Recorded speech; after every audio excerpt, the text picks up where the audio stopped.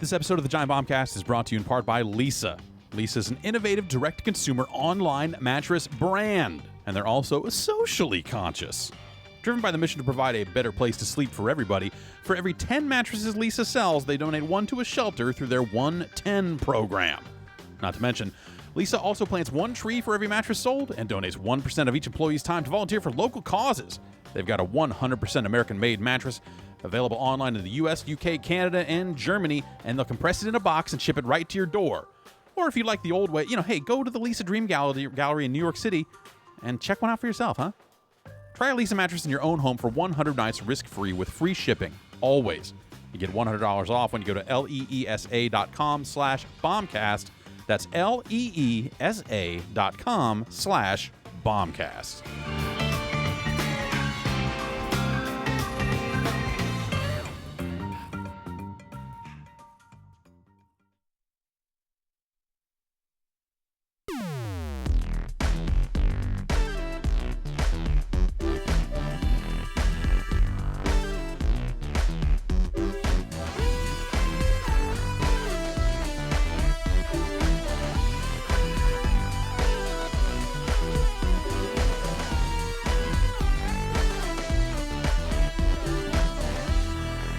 Hey, it is Tuesday, November the 14th, 2017. You're listening to the Giant Bombcast. Hey, Brad. I am. Hi, Jason. Brad, I've got a spring in my step. Jeez, man. Just get right to it. I got a new man in my life. I had at least 90 seconds of crappy banter to get through. No, This segue. This is the big news of the day. We finally have our associate producer position filled. Yeah, just get right to it. This is Jan Ochoa. How's it going? Great. Going. Just yell to everybody. It's going great so far. He says it's going great We so got far. a new producer. We didn't get another microphone, unfortunately. Yeah, they're all the way over there. But Yeah. What's up, Jan?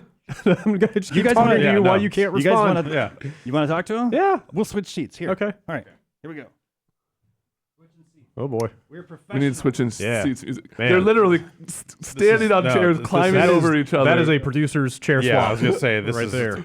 produced. Wow, That's- he managed to step into a swivel chair That is- perfectly. That is a man who has climbed around some rigging before. I have cat-like reflexes and agility. That's like a important. spider. Yeah. How's it going? It's going great, guys. Yeah. Super jazzed to be here. Awesome. So Part of like the Bombcast. second day on the job. Second day on the yesterday, job. Kind of like walking around, looking at everything else. How'd that go? I got lost for a little bit. Yeah. I found a ping pong table though. Yeah.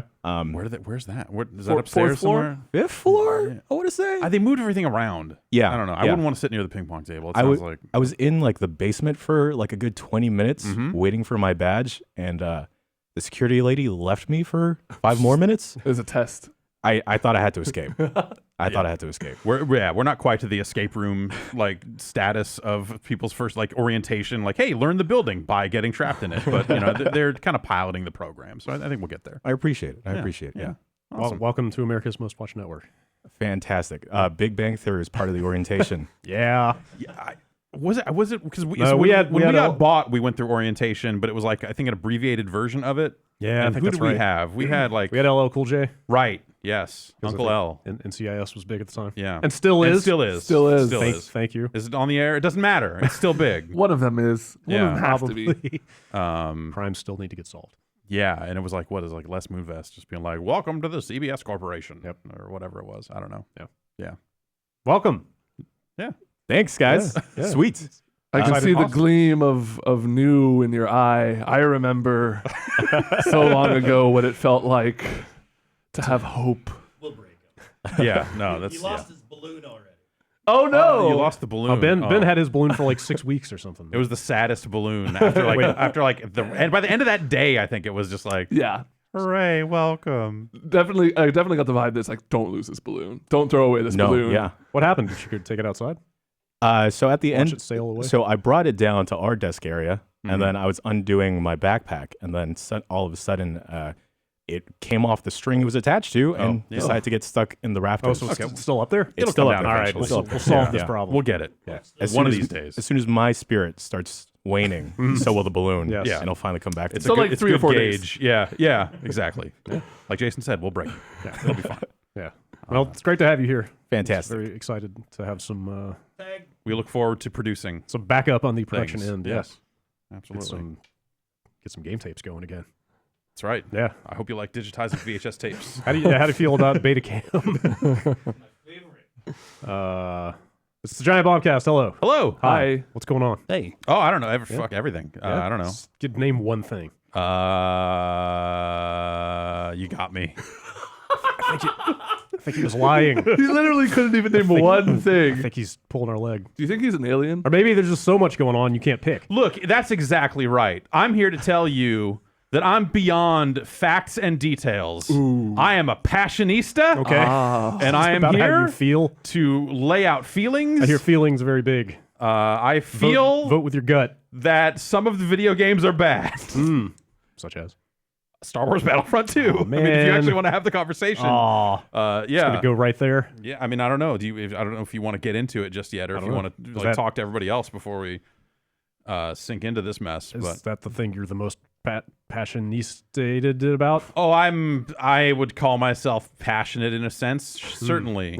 Yeah. Okay, so break it down. It went live for EA Access on Friday. Is that right? Right. But so that was only 10 hours, and it was only yeah, the first it was two a missions? 10-hour. If you played on PC or Xbox One, and you are in their program, whatever it is, Origin Access, EA Access.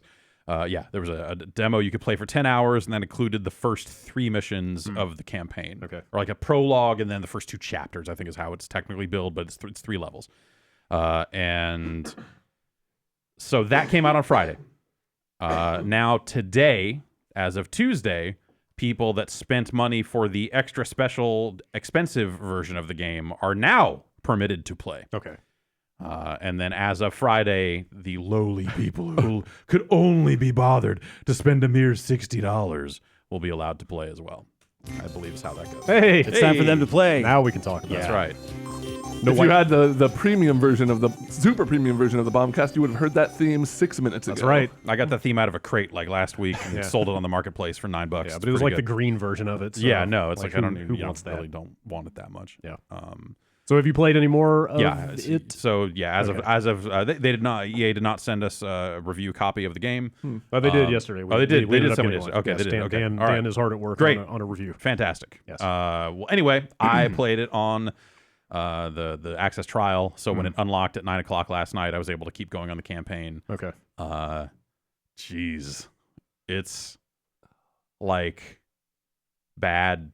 It's like fan fiction. It's like they wrote a story. go on. It's like they tried to write a story that was like, oh, every other level you're gonna intersect with a major character from the Star Wars universe. Everybody's here. And the gang's all here. Sounds and like a fighting game story. like it like kind of seems that Oh, way, no. where it's just like, oh, why am I here? Oh, what? Lightsaber man, you're here. Oh, I guess we're friends now. Ben oh wait, we're friends Quadraro. now. What?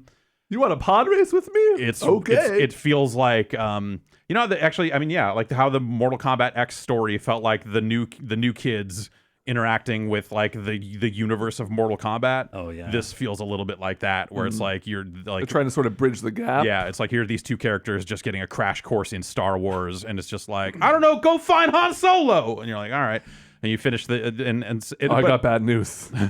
well, hey, where this game is set, that's okay. They also feels like that they built this campaign, or so anytime you finish a chapter that has one of those characters in it, you get a crate that it contains an item to equip on that character. What? Because they let you play as some of those characters through the course of the campaign for as well. for the single player story. yes, for the stuff. single player These story. are not multiplayer crates. No, they are multiplayer crates. Yeah, definitely. Because you know, it's like, oh, now I have an item that I can equip on Han Solo, but I don't have enough credits to unlock Han Solo yet because the progression in this game is a gigantic fucking mess. So I have they good give news you for you. like They give you cards items for characters that you don't have own. unlocked yet. And you play Yeah. those man. characters in the single player campaign sometimes, Sometimes. but you can't fully unlock them for multiplayer use. Wait, Exactly. so those cards work across both modes? No, the cards. What you're Well, there are cards that you will equip on your main character in the campaign. Okay. But the you don't typically fiddle with the loadouts of the special characters when you encounter them in the campaign. So it's sort of those loadouts are set as their base kind of loadout that you would see in the multiplayer. Like Princess Leia's got this shield, and like all that shit.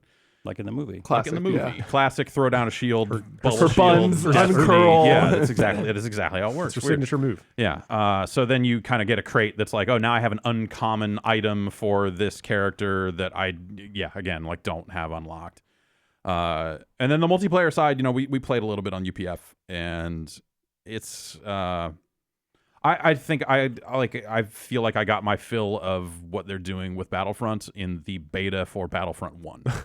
Okay. Like this feels like still the same kind of shallow experience. Like the way they've built the unlocks are just ridiculous. Where it's stuff like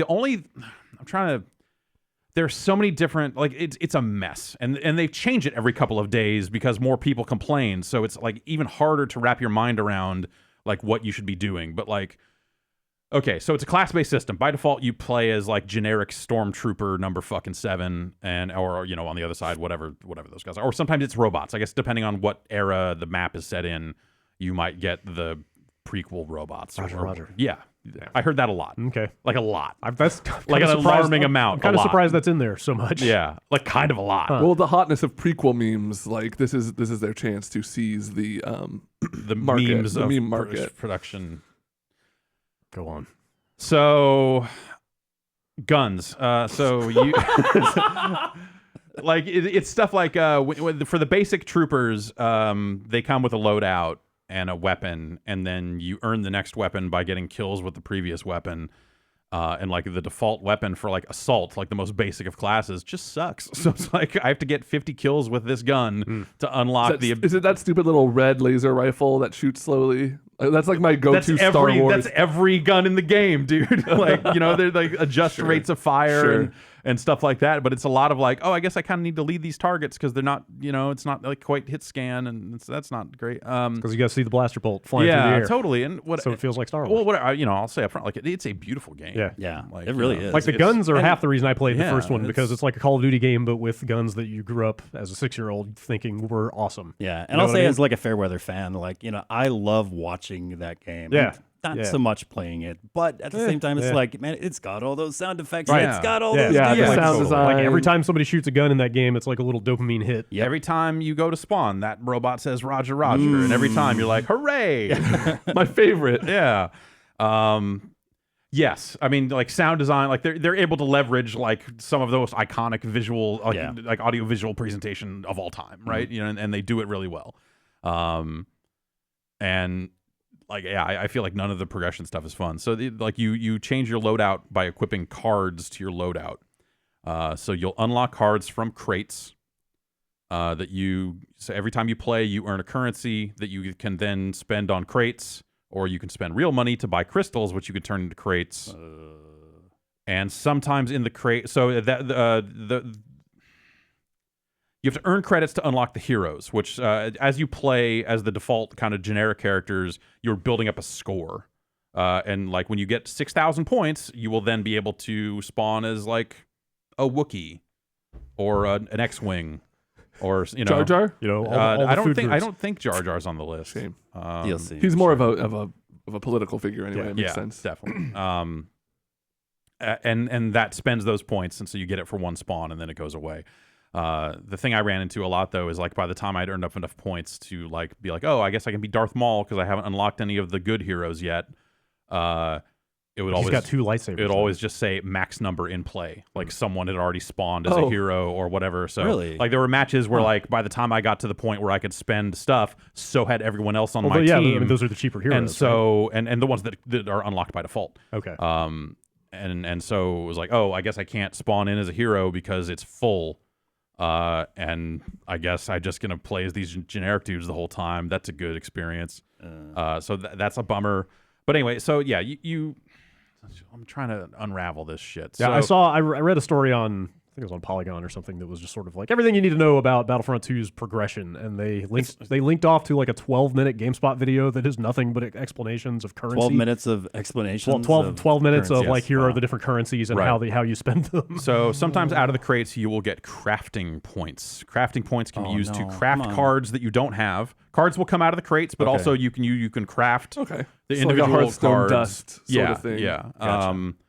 And you can use the crafting points, I believe, to unlock upgrades for weapons that are not the starter weapon. So any weapon below that on the list has like 3 upgrades that you can, I think, craft. You might have to actually craft the gun too. I don't know. I haven't unlocked any. A Jedi has to make his own lightsaber, right? Yeah. Of course, yeah. There's a whole 10-hour, Force crystal. really rewarding. Yeah. You have to buy Force Crystal.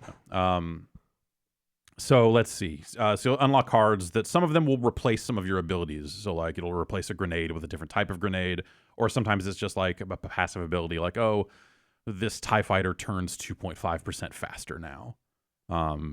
Or is that an exaggeration? Or no, is that is literally a Oh, card. boy. That's literally one of the cards, and you can upgrade the cards as you level up. A different meter. That levels up by you unlocking cards, not by you playing the game.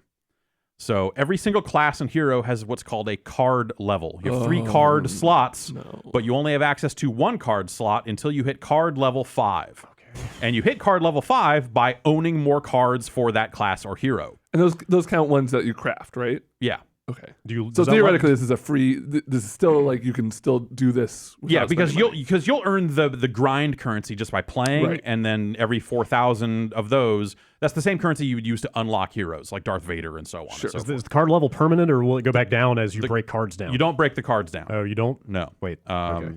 You earn the cards that unlocks them. They only go up, so you upgrade the cards after the fact. You craft higher levels of the cards, All right. so suddenly it's like now it's turning 5% faster. Ooh. You seem excited down there. Yeah. Also, adding things like movement behaviors to your list of variable progression unlocks seems maybe It's a like little health bit regen starts faster. That's a little is health one of them regen as I well. could see, but Yeah. like movement. Well, I if guess you're like running dogfighting, like what's the shit that matters? It's Yeah, I like guess so. if I could turn a little bit faster Yeah. than the other guy, I'm going to win every dogfight. So that's probably pretty important. It just kind of gives the impression that they've looked for every possible thing Word. they could roll into the system. Word. Yeah, so it's a lot of stuff like that, and then once you unlock the cards, you can upgrade the cards, and that will raise your card level, and so I think you have to hit certain card levels in order to upgrade the cards, as well as potentially I want to say maybe even upgrade some of the guns. No, but I want to say upgrading cards is a factor of like your card level has to hit a certain amount, and you need a certain amount of crafting points, and you might need a certain player level also, because there is a concept of player level, but there don't seem to be any real unlocks tied to your player level. Okay. It's all based on you earning this currency to buy these crates. Like the progression seems like it comes exclusively out of the crates. So then, Okay. I think what if you were to I'm just spend gonna sit here and pretend I'm with you. a lot of real money on said crates? No? The process might go faster. Exactly. Okay. Just throw money at it to make it all go away. Get but not everything. even Yeah. so that maybe cannibalizes some of news a little bit here. Yeah. But this is now over the course of this game. This game just came out today, mind you, and it's still in like, some not form of really like not out. really out. Yeah. Well, anybody could pay a certain amount of money and Yes, get it anyone at could this pay point. a $80. too much amount of money and buy this game if they wanted to. It is technically for sale. And they have had to issue, I want to say, at least 4 different statements about things they are changing about the transactions and progression system Is this counting Reddit posts? pre-release. No, that's not counting Reddit Wait, posts. there. That's counting the update they issued yesterday. I've got the big blog post in front of me here, but But then coming out of the beta, didn't there know were there was like more. I want to say 2 or 3 different posts of them saying like, "Hey guys, here's what we're doing with the progression and loot crate system based on your feedback. Yeah, We've we made hear these your changes." feedback. Yeah, I do remember. And something like then the EA Access stuff started, and that set off another round of people going like, "Hey, wait a minute! Like we're doing the math on this, and this is fucked." And then they caved immediately, which Like, then just same says day. just says like, oh, they don't actually there's no vision here. They're not attached to any part of this process. This is just the math they came up with, and they were wrong. But also, apparently, as a part of this update that they pushed yesterday to lower, so it used to be like Darth Vader would be like 60,000 credits, which is a fucking lot of Oh, it credits. is. It just seems like an arbitrary number at first. yeah. I've seen breakdowns where it's like How many credits do you think you earned about in the time that you played? Each match of like the Galactic Battle, which is like a big 40-player attack and defend thing, I want to say I came out of it with like maybe 500 credits. Okay. Okay. And it's I need to spend a little more time with it, but I've definitely seen some of the complaints be that the credit the rate that you accrue credits is based on time spent, not skill. Oh, gross. Yep. So people that are So just they're like just gonna idle. idling Huh. Yeah. are still earning Really? credits. God, what? And that's less than ideal, let's say.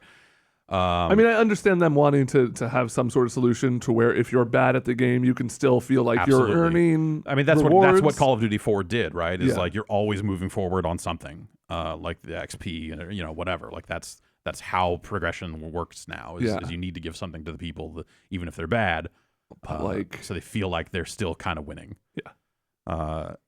So yesterday they cut the prices on this stuff. I want to say like Darth Vader's now like 15,000 or 15, 20,000, yeah. 15. Okay. All hero prices got cut by 75%. So they There's apparently slashing Basically, prices like for you. yeah, everything must go. I have not finished the campaign yet, but it sounds like they cut the credit reward you get for finishing the campaign from 20,000 to 5,000. What? It's funny because Darth Vader also got cut down by 75% Yeah, in episode 3. exactly. Are It's just pretty much canon.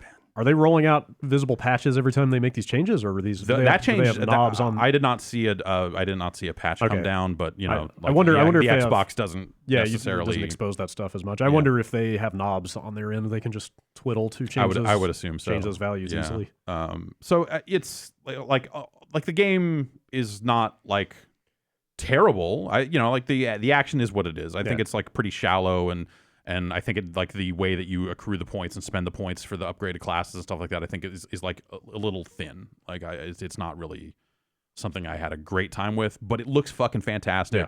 Like it's cool in some spots. Like you see some neat shit along the way. You're like, oh man, this is like the best Hoth I've ever seen. Right, like that's why I want to And play we're it. storming into this bunker, and there's a Luke Skywalker in there, and he's fucking people up, and Yeah. you're like, man, that's kind of neat. Like I just want to shoot those guns. I just want to go ooh. Like Yeah. every I time I, even hear had the some noise, reverence for that episode 1 map that they did that extended demo at Yeah, E3 yeah. for. It was the Gungan one, or I can't remember where. It was like the Senate or something. Yes. It was Theed. Theed. Thank you. It was Theed. Even that looked good. Like the engine, this is what they built Frostbite Yeah, to do. right. Was to play multiplayer first-person shooters. Like all and the- it shows. You're like, man, this is fantastic. All the looking. unfortunate situations they have shoehorned Frostbite Yeah. into. Like you might as well play the one that it was. I've been playing it on the Xbox One X, and it looks Yeah. great there. Runs well. Like Yeah. you're just like, man, this is a pretty nice looking game. Luke Skywalker's face, I think, looks like trash, but hey, what are you gonna do? I actually wondered. Mark when we were- Hamill has been through Listen, a lot, dude. Hey, there was an that's accident. fucked up. Yeah, that car accident. Yeah. That is not reflected in the model. I actually wondered when we were doing the video for the beta of this if did they change the likenesses just enough to get around I like think- a state I think they might have. licensing type I think they might stuff? have. I don't know. Okay. Because the Han Solo was just like, I can kind of see what you're going for there. Hey, Right. It's me, But Ham no. Sarlab. Yeah. Right. Yeah. And I wonder if they just like get around having to pay like likeness rights. Some of that stuff is close enough to where you're like, someone should call the cops if they're not getting paid for this. But some of them are just off enough where you're like, this is not great. Anyway, there's that stuff. Like there's parts of it where you're like, there's a craft to this. You're like, man, this is really neat to see in action. But I think the way the loadouts and stuff gets built, and I think the way the progression is built, just Unnecessarily like obtuse and also Yeah. like kind of dirty and grimy. dirty, as far yeah. as But it gets to a point where it's just like, how do I want to spend my time as someone Yeah. who is surrounded by a fantastic year of video game releases? Like, am I really going to wade through this like neck deep bog of shit right. to like get to the good part of this game? Or am I just going to go like, that's a bummer, and then go play something else? Just Like, dip your that's- toes in the bog Yeah, of shit. exactly. and It's say, go like, ooh, this is shit. It's warm, but that's still not for me. So what are the major differences, but from the first one? Obviously the first like major critical analysis of the first game was lack of story, right? Like Yeah. they wanted a really good Star Wars story. Do we have that now? No, I don't think it's. I mean, I have not finished the campaign, Right. but like it's. I'm not. I don't know how much I want to get into the specifics of the story. Not that I think it's like good enough to be like, oh, you shouldn't be spoiled. Yeah. But there are some people that are not going to want to hear details. Sure. I will say they just don't commit to anything. Okay. All of the marketing for this game, in terms of just like who the character is and who she represents and all this other stuff, they throw away like an hour in. And it's just like, oh, okay, all right, this is not that game at all, huh? All right. I mean, then maybe that's for the best, but also fucking what? Yeah. Like it's like I said, it just feels like that someone sat down and wrote just the most basic fan fiction. Like, and then what if Han Solo was here?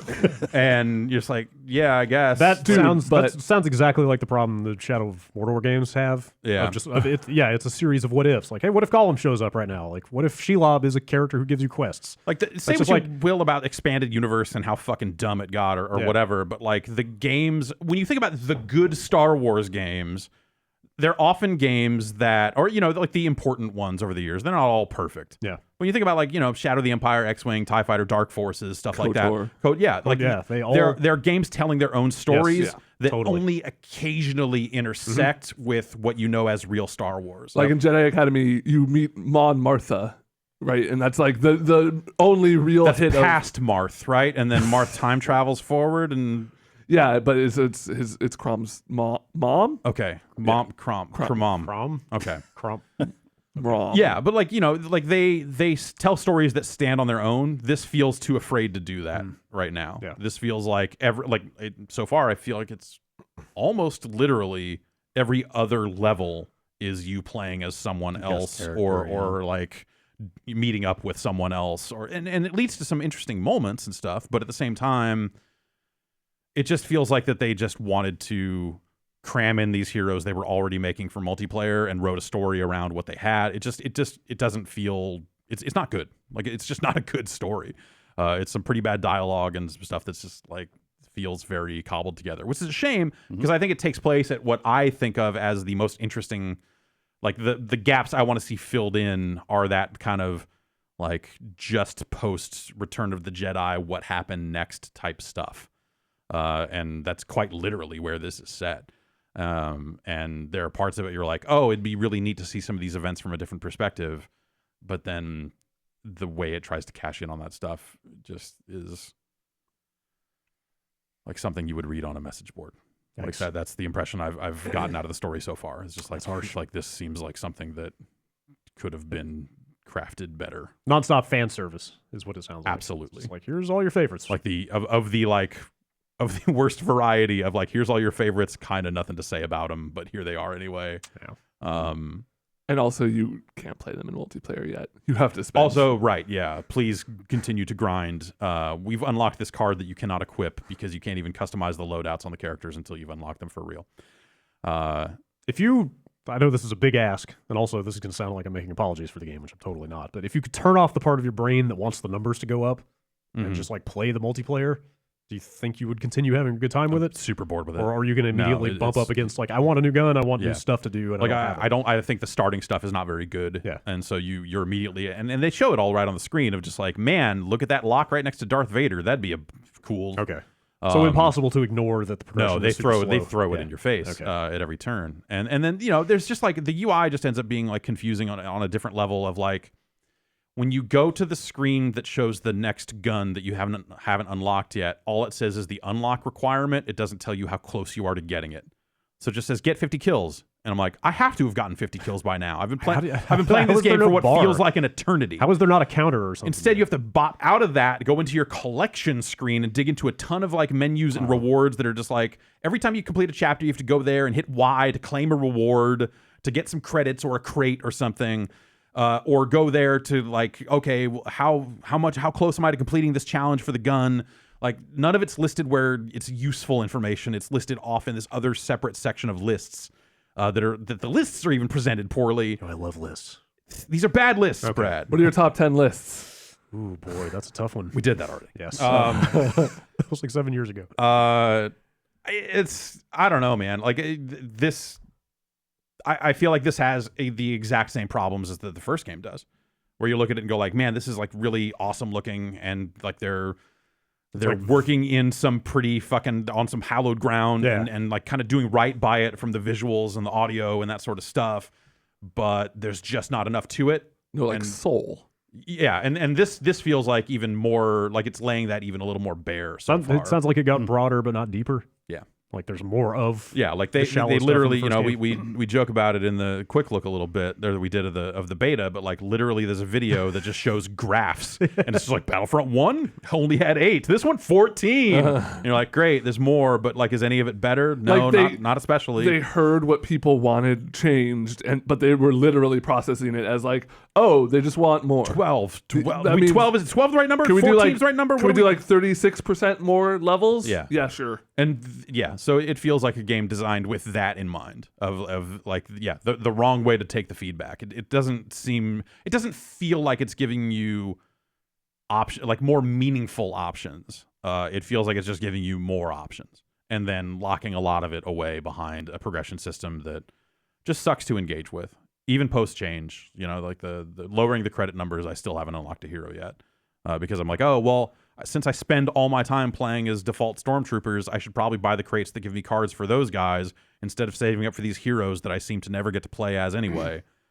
It's the whole system just seems like backwards. I don't know. It's designed to yeah. get money out. I wonder yeah. how much more of it they changed by Friday. Do you see any other stuff that could obviously be tweaked? I mean, they could keep tweaking the numbers. Like, Yeah. that's the easy stuff, right? And they, as part of their statement, which we'll get to in news, I guess. But we might as well just talk Yeah. about it all now that we're into it. yeah, The statement says like, this is what we can do today, but we're listening. Yeah. And you're like, I guess. Like, I don't, like, unless you plan on overhauling this progression top to bottom to make it like a more effective through line through the levels and things you get along the way to make that like a more rewarding experience. Like, all you're doing is changing the price on crates. Yeah. And like, that's, as long as it's still, I'm just hitting this button to open this crate and that's how I really progress.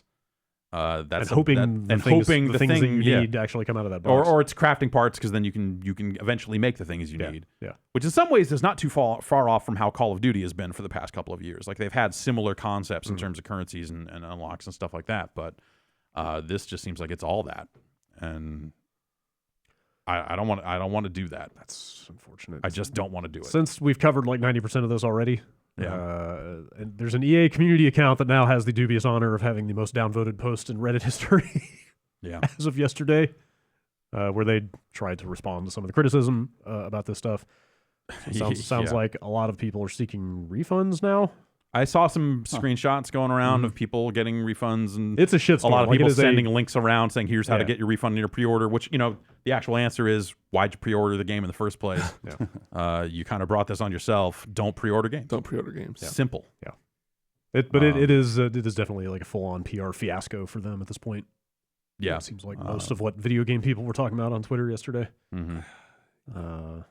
Yeah, there was EA stock's still doing fine. Yeah, that's I mean, I'm like, super cut curious. this against, like, if we look at like EA's quality for the year, and we talked about it a couple weeks ago, where it's like, oh man, I don't know, EA seems like they're in a real weird spot. I've heard, at that time I was like, I haven't heard great things about Battlefront stuff, and Need for Speed sure seems like it's been a fucking ghost, and all that. But yes, cut that against like, oh, it's at or near its all-time high stock price. Like, I'll be curious to know if this is something that they actually care about. Obviously, like, the people in the positions of like PR and community, and They stuff have like to that, say something. They have to do start something. Yeah. doing Like, they're what the little going things to they work can. to do what they can to try to satisfy this audience. But is this audience of a size that actually matters to them? When you look at, I'm trying to remember how much Battlefront 1 sold. 14 million copies as of May 2016, so probably more. How many of more those since 14 then. million people will ever encounter any of this shitstorm Yeah. at all? And how many of them will just go like, I got the new Star Wars. Right. I heard the graphs got higher, or whatever. It's got 14 now.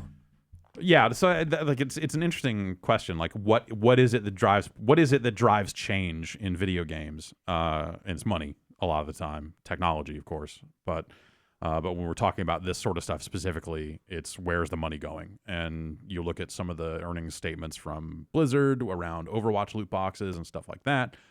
You look at the Steam marketplace and how Dota stuff works and all that other stuff. I want to see those graphs. Yeah, They go more than 14. yeah. Like, the stuff is popular and people buy them. It's that stuff is working. People seem to be engaging with it. So there's no financial incentive for publishers to move away from this.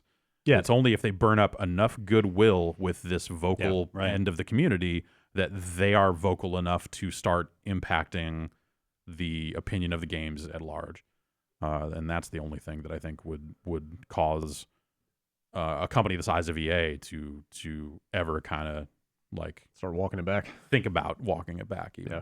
What was the gist of that PR statement? I can pull it up if you want. The statement on Reddit is incredibly bad. It's this incredibly mechanical. Gotcha. The statement that they put up on their blog to say we're changing it. Is like only somewhat less bad. They had like the percentage or something in there, like how much they were reducing it. Correct. The Reddit post is not the blog. that. The blog post literally says 70. We're reducing cost by 75%. It's fucking insulting, dude. That it's like, they're bringing it down by that much. Like, why was it there in the first place? It tells me if like that pre-release, that's what they thought that they could get away with. Right. Yeah. Right. And that this is still going to like make them money, make them a decent. They wouldn't put it into where it's going to start making them lose money. Yeah. Yeah. Trying to find this Reddit post. Like that's the thing about them cutting it is like people are like, oh, it's good that they're listening. No. It's like, no, like this means that they had no, like if they're willing to make these types of adjustments, and they've made multiple adjustments over the last, like I want to say month or something with what they've announced and changes they've said that they were going to make as a result of the beta, it just says to me that they didn't think this thing through in the first place. That they just like put this thing together and like probably had someone look at it and go, we could probably get away with this. Yep. And then they were wrong. And now they went like, well, I guess in fact we could actually just get away with this.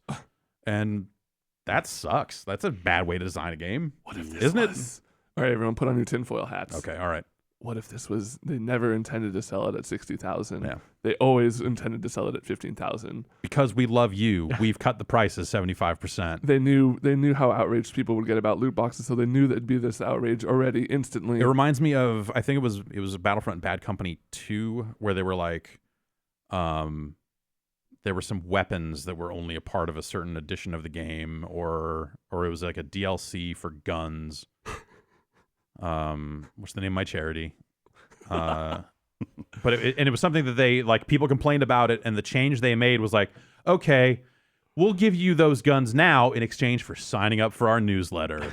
And you're like, oh, okay. Like probably lifetime to date, you get more money, more value out of like that customer data than you ever fucking would out of this one-time gun purchase. Like it was. People were like parading it around like some big victory. Like, we did it. Struck back. We did it. Like, no, you idiot. You don't realize what you did. Oh, Never give anyone your email. You've just opened, never give anyone anything. You've just opened Pandora's inbox. Yeah. Oh, God damn it. I've got this Reddit post here. All right. If you want to hear it. I do just the gist, I guess. I'll just read like the relevant the tone paragraph. of the message, paragraph I that guess. probably got to people the most. As for cost, we selected initial values based upon data from the open beta and other adjustments made to milestone rewards before launch. Among other things, we're looking at average per-player credit earn rates on a daily basis, and we'll be making constant adjustments to ensure that players have challenges that are compelling, rewarding, and, of course, attainable via gameplay. Compelling and rewarding. And this is in light of people going around saying, like, oh, it's going to take 40 hours to unlock a single hero in this game, which, like, I don't know if those specific numbers are fully accurate, but that was the narrative. Yeah, that's only taking into account the raw like credit accrual rate from gameplay, not taking into account that there are challenges and other stuff you would do along the way that would like also the get you some. campaign. Yeah, Like like I got 50 kills. There so I were got 500 like credits. some like Twitch streamers Just like were saying Street Fighter. it seemed more like 10 hours per hero or something like that, which is and also still, the hero pricing was different, so like Yeah. your Darth Vaders are more expensive than than the protagonist of the actual campaign. Yes. Who was the cheapest one. Yeah. Like they couldn't even make it so you unlock her by beating the campaign, which is probably how they should have done it. Yeah. If they wanted people to play the fucking game. It's a mess. It is a mess, for sure. I still want to play it because I want to hear those guns, but They sound like the guns. It sounds like a mess. Do you have the first game? yeah. There you go. They You also- have those guns. And they gave away the season pass over the last couple months. Well, hey, so I Just have hop that on too. Twitch, watch it for 15 minutes. Yeah. say just go to a website and hit play on a soundboard. Yeah, just get your Star Wars soundboard out and just go, oh, yeah. Yeah. I don't even know if I like Star Wars anymore. I'm going to say I don't think you do. Judging from the last couple of years of your tone when Star Wars comes up, Yeah. I think you're I'm cautiously optimistic I still for, want to play for this Last stuff. Jedi. Yeah. people seem I don't know. I liked Rogue One. I didn't see. I mean, they're letting him make episode 3 7 or more whatever. movies, so they're clearly happy with it. Yeah, who knows how this thing's going to go over the next couple weeks. Right. I mean, if anything, all they've proven is that they can be swayed on anything. Yeah. Like, what do they actually believe in over there when it comes to that game? Yeah. Other than the dollar, the almighty dollar. Yeah, but It you know, sounds like cliche to say that, but I mean, but this is the 100% situation correct, that yeah. has been set up by their reaction to the criticism, the reasons for the initial criticism. But like I said, I think that like unless you set all those values to 0 and start over and try to find a new way to grant your unlocks and that sort of stuff and rebuild the entirety of the progression from the ground up, I don't think any amount of tweaks are going to fix the problems that game has. I'm fine with cosmetic DLC and shit like that, but a $60 game that I'm gonna have to sink that much time into, or just more money, or like I've got access to what was the $80 or $100 whatever the over $60 version of the game, and as far as I can tell, it didn't come with enough to get stuff. Or you'd think that would be the version that'd be like, hey, it's Darth Vader edition. Just here's Darth Vader. Yeah, I looked at the list of stuff you get. It's pretty thin. Yeah. It's like extra cards of like a legendary tier or something like that. Okay. And like you could play it early, like you mentioned. Yeah. And not much else. What sort of post-game content did they release for the first game? Like tons of DLC. Yeah. Like four big DLC packs. Okay. Yeah, I think it was just maps. I'm curious. And like space battle stuff. If they can kind of redeem themselves with some like, oh, here's a free expansion or something. Yeah, it depends on like if they see like, oh, we're tanking on this thing, like we need to just get base unit sales up, then maybe they start going down that road. But at some point, I don't think that's gonna happen. No, it cannibalizes too much to give that stuff away. I don't think they've got a reason to give that stuff away if they were planning on selling it. I think this game is going to sell just fine. Yeah. At the end of the day, very possibly. At the end of the day, like I said, the millions of people that bought the first game. Granted, some of them were dissatisfied, and Star Wars is maybe that would hotter cause them now to take than a it was back closer then. look at the second game. But yeah, Star Wars is hotter.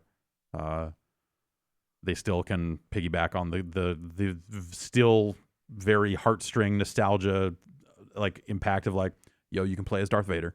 Is Kylo Ren in it? Yes. Oh, never mind. I don't want it. That dude his lightsaber looks like all the. It's got the. It looks like It's like that dude vapes. Oh, for sure. Sure. Like that dude vapes hard, and he took the same concepts of like sub-ohming his fucking rig to his lightsaber. It was like, what if it shot fucking flames out the side? And also tastes like blueberries. Yeah.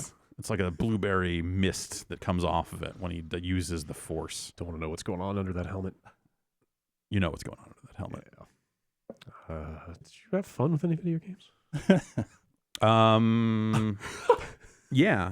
Video games are fun. What am I talking about? Yeah, no, I played a bunch of that. Let's see. I played a little bit more Need for Speed. It's still not fun. No, he asked if you had fun. If I had fun with video games. I played Near Route B, so no there. Call of Duty. What? Hey. Hang on, I just started Route B last night. Get through Route B. Don't. I like the beginning and end of Route B. Yes. No. Imagine if But Route B was like 20 minutes of revelations, and you were like, "That's awesome." I kind of crashed into the ending of the first playthrough without quite seeing it. I mean, by That's the what time I happened to was me. fighting what turns out to be the end boss, I was You're like, going, this okay, kinda this feels like is a probably loss. the end boss because Yeah. I don't know who else I would fight after They this. don't really but build then- to but it. Yeah, it kind of happens. Yeah. It's like a abruptly. big boss fight leads into it too, so you Yeah. don't really have a lot of space to breathe in Yeah. between. And then it's just sort of over. Yeah. And then I started the second playthrough, and I was like, "Oh, this isn't at all what I thought was going Man, on." how about that first little 20-minute bit of Route B? It's like holy fucking what is going on moment one after the other for like 20 minutes. Like the information contained in Route B is amazing, and it's the stuff that makes you want to continue on playing. so I barely know what that is because I just got to the actually I got to the resistance camp on the second playthrough. So, Okay. So it's 90% been identical to the first playthrough except for the parts that are different, No kidding. which are the parts that matter. Yep. Like 30 seconds into that second playthrough, I was like, okay. Imagine if Route B was like the fucking most tightly packed, awesome hour of So wait, is video game. because I am so fascinated by this thing, I don't want to know anything at this point. All right. But is your big complaint that you just have to replay a bunch of the same stuff over and over? Route B is rough. in that way. Yeah, Because I've seen like you still have to do this. the information. Like when I finished Route B, I was like, oh man, that's awesome. Yeah. And actually, you've gotten me back on board again Okay. to now continue playing because this looks incredible. Yeah. And I really need to know what happens from here. But boy, I wish you had an editor for this part that stepped in and said, no. I am a huge Nier apologist, and I will say the worst, quote unquote, worst part of Nier is like the middle of Route B. Even though you do get access to like new side quests. Totally, There are good things there. There's good stuff in Route B. But yes. What if they just focused on that stuff and not like this entire retelling of the game? Okay, because I'm like 30 minutes into that second playthrough, and right now I think it's amazing that the revelations are huge. No, big. I think it's amazing that they are so slavishly devoted to making you see everything again. Boy, everything. Then maybe you'll love it. I don't know. But that's what I'm saying. I've only done it for 30 minutes, like maybe 12 hours into it ends that. up being shorter because you have completed a lot of those I side already quests. found myself skipping like side stuff. Or there's that too. Yeah. But yeah, there's new side stuff as well. But like 30 seconds into that playthrough, I was like, okay, because I mean, the game. Imagine if they had taken the hacking and actually built it out so that it was not as repetitive as it is. I don't know. I'm still pretty on board with the hacking so far. Yes, but like For now, there's like at what, least. like 9 different variants of it or something. Well, that's the thing. I haven't And even so, seen all those again, yet. stretched across that full playthrough. You're like, man, it's this one again. It's this one again. It's this they one get again. harder. I don't think They get harder, but like I said, there's still only like I don't 9. think I will ever get tired of having the music transitions into the square wave. This has been an It's incredible the fucking year NES. for It's the best. transitioning like into NES best. rearrangements of It's all the the music goddamn and then best. back out. Yeah. Because the game already has like one of the best That soundtracks version I've of the ever heard. soundtrack was like a Japan exclusive, like pre-order bonus or something. Yeah. But they did issue it. Oh, wow. Yeah, between that and Mario, it's been a really good year for that. for that specific thing. But like I've known for months that you play through the game multiple times and it messes with stuff. And my assumption was because like the game is constantly ruminating on like, what is the nature of self in an artificial body where your consciousness can be moved around stuff. I was like, oh, like they're just gonna, I don't know, implant a different mind in her body and have her do it again or something like that. Like the point is like it totally fucked with my expectations even of that stuff. When I started that. Like I don't want to get too deep down the Nier hole. We'll have plenty of time to talk about it. Yes. So I'll just say this one last thing. Okay. 9S is a fuckboy. Fuck 9S. Sure. I don't know. We'll see. I don't know enough yet. Okay. I know now less than I thought I did before. He's a good boy. So He tries his best. I'm as much as vast swaths of that game feel like a fucking PS2 game out of time. Yeah. I'm fascinated to keep playing it. I've got to see what else is going on in that thing. I did not start on Route C. I am fucking dying to. Okay. But It's also much shorter, Yeah, which is no, nice. I looked at that stuff up at least and went like, okay, I did. all right, new story plus not this again. Okay, I did great. ask people enough questions to know that A and B are the bulk of the shit, Yeah, and then it just kind of starts going after that. Yeah, so I that's a did weird- that stuff that's a and weird fucking game. Yeah, and now I've paved the way for what I'm hoping will be like some fucking incredible shit. I will say the last thing I will say is that setting up the game settings, the second time. Oh, the yeah. A and B, Yeah. one of the most clever Really things great. I have ever Really seen great. in a video game. Really, really great. Because I immediately could tell that was my Yeah. input stuff. Like I won't Yeah. go into it. Yeah. People haven't seen it, but I was just like, oh wow, okay, wow. I had a second of like, why would they? That's dumb. Why would you go back into that? What are they doing? Oh, Yeah. Because I immediately I'm the idiot. I immediately suspected what they were doing, but it wasn't until I saw the cursor moving around and was like, oh yeah, that is exactly what I would do. Yep. Yeah. What a fucking weird game. It's cool. Player Unknown's Battlegrounds. Have you heard of it? What? It's an upcoming video game. It's due out later this year. Cool. Did Did you get to like preview it or something? Yeah, I went to a preview event in my bedroom and played the latest. This is what they're like, hey, this is the test server for 1.0.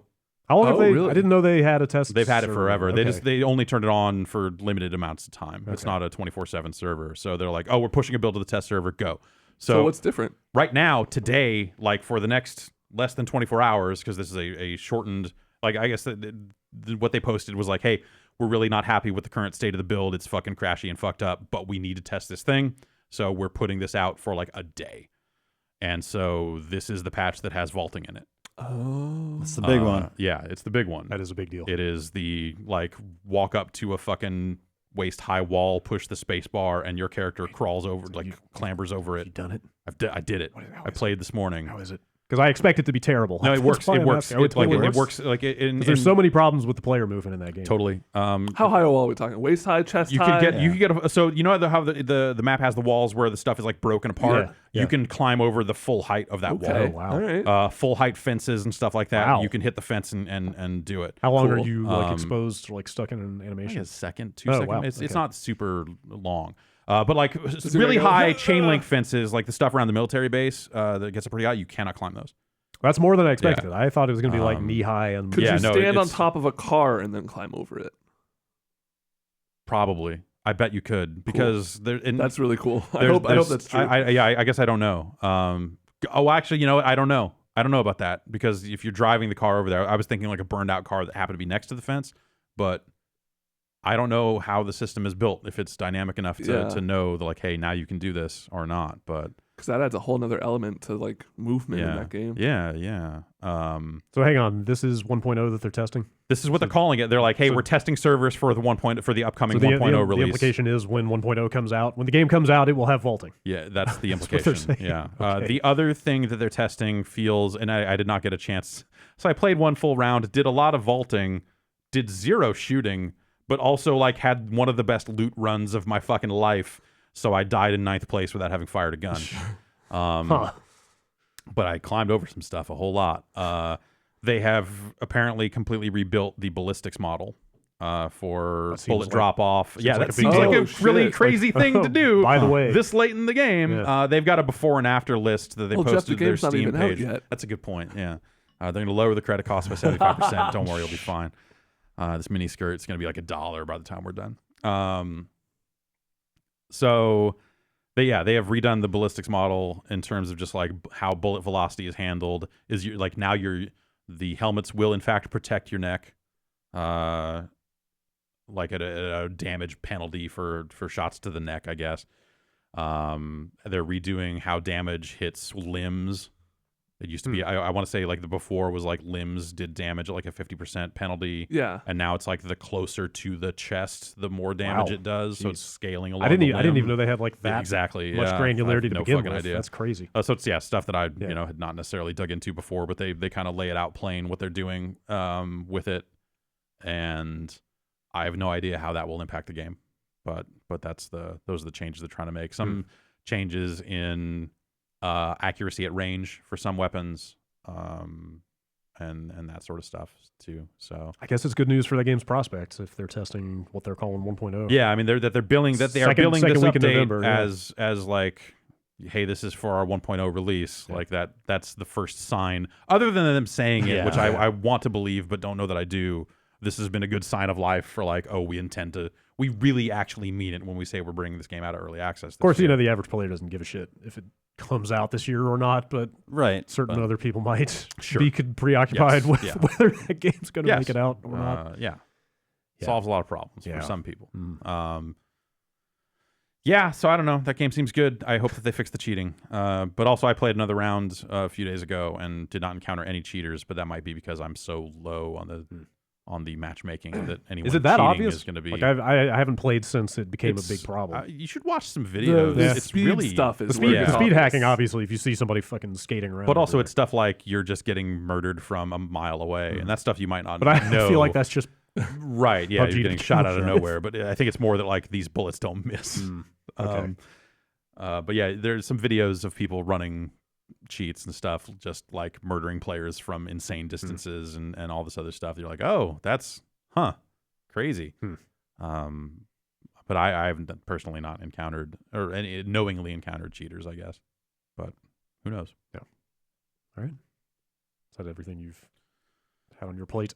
I also, that is. I think we'll talk about some other stuff I played, but I didn't play a ton of it, so someone else can bring that up, I guess. What about Call of Duty? Oh yeah, Call of Duty, right? Yeah. Oh yeah, how was that going? I've been checking in with that Yeah. to see kind of how they are coming along.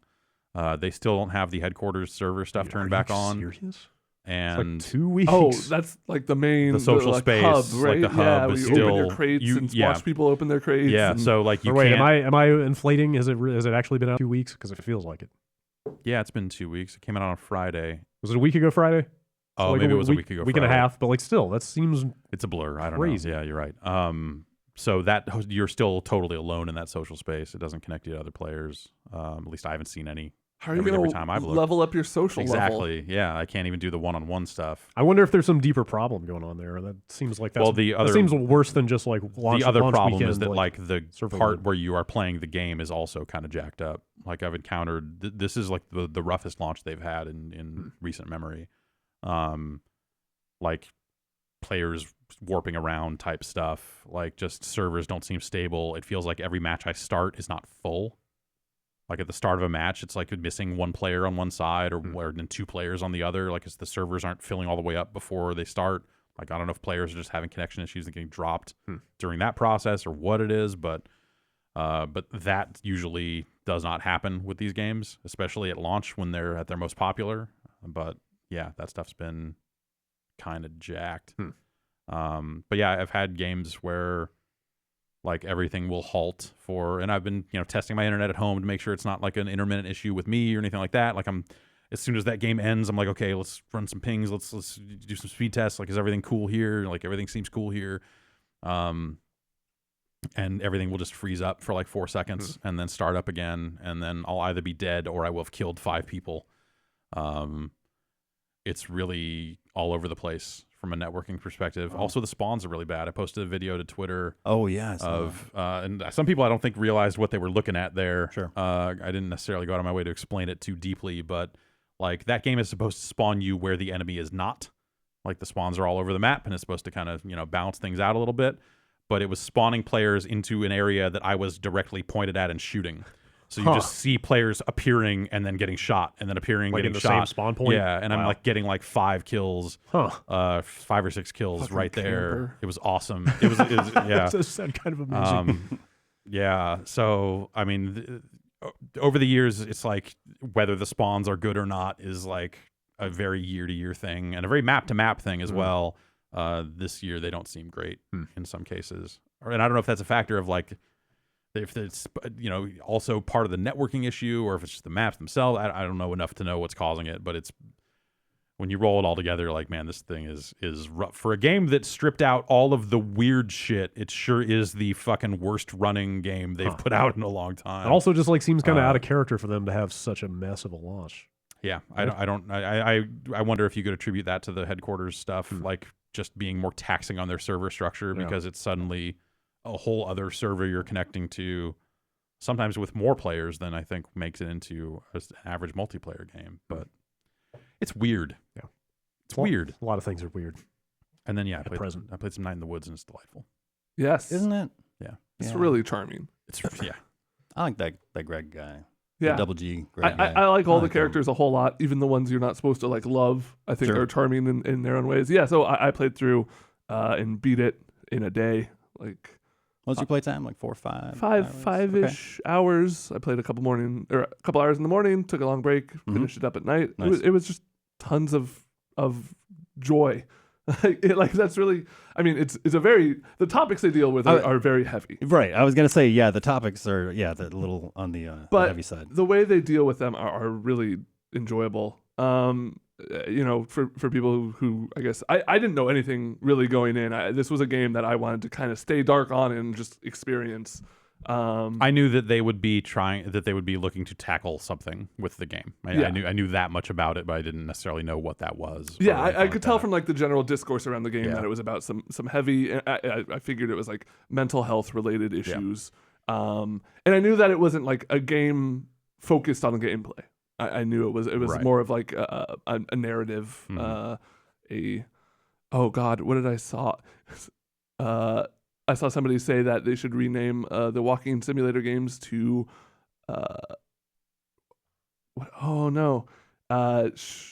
Stroll. Oh God, nope, blanking. Never mind. All right, great. It'll come to me, and I'm gonna shout it out in like 6 minutes. All right, timer's running. But yeah, so it's very much a game where there's the majority of it you're kind of platforming around and talking to people, and then it's interspersed with kind of like mini games. There's like rhythm game sections. There's kind of just like various different short challenges that aren't necessarily super impactful on how the game plays out. And the platforming is not necessarily like heavy platforming. No, like, there's some like, stuff where it's like like it has the Mario triple jump in it, which I thought was kind of fun. But, Stroll playing games. Stroll playing games. Stroll playing games. It was Okay. less than Not 6 bad. That minutes. was 1 minute. All right. Yeah. But yeah, so a lot of it reminds me about the parts that I really like in Persona. It's about like developing relationships with your friends. Yeah. It does have a Persona-like mechanic where you're choosing who to spend time with, and that will affect the story. I feel like there's only one choice there, but Great. I would be curious to see what the other choice. No, me turns out too. like. I would actually. I probably am going to end up going on YouTube and seeing if there's any differences. I'm sure there's differences. Yeah. Seeing what those differences are. But yeah, it was just like, you know, I'm not a big adventure game guy. Yeah. I don't really get into the narrative games as much as others, but I have to be in the right kind of mood I Yeah. think, for that. So Right. I felt the same way about like Oxenfree last year. You know, it was such a good like just a palate cleanser, I guess. Like it got me away from, you know, all the heavy action games that I was playing, and like this was just like a nice, like, let's sit down with my homies in this virtual world. I think that's and the thing. live Yeah, there for a bit. is like Oxenfree.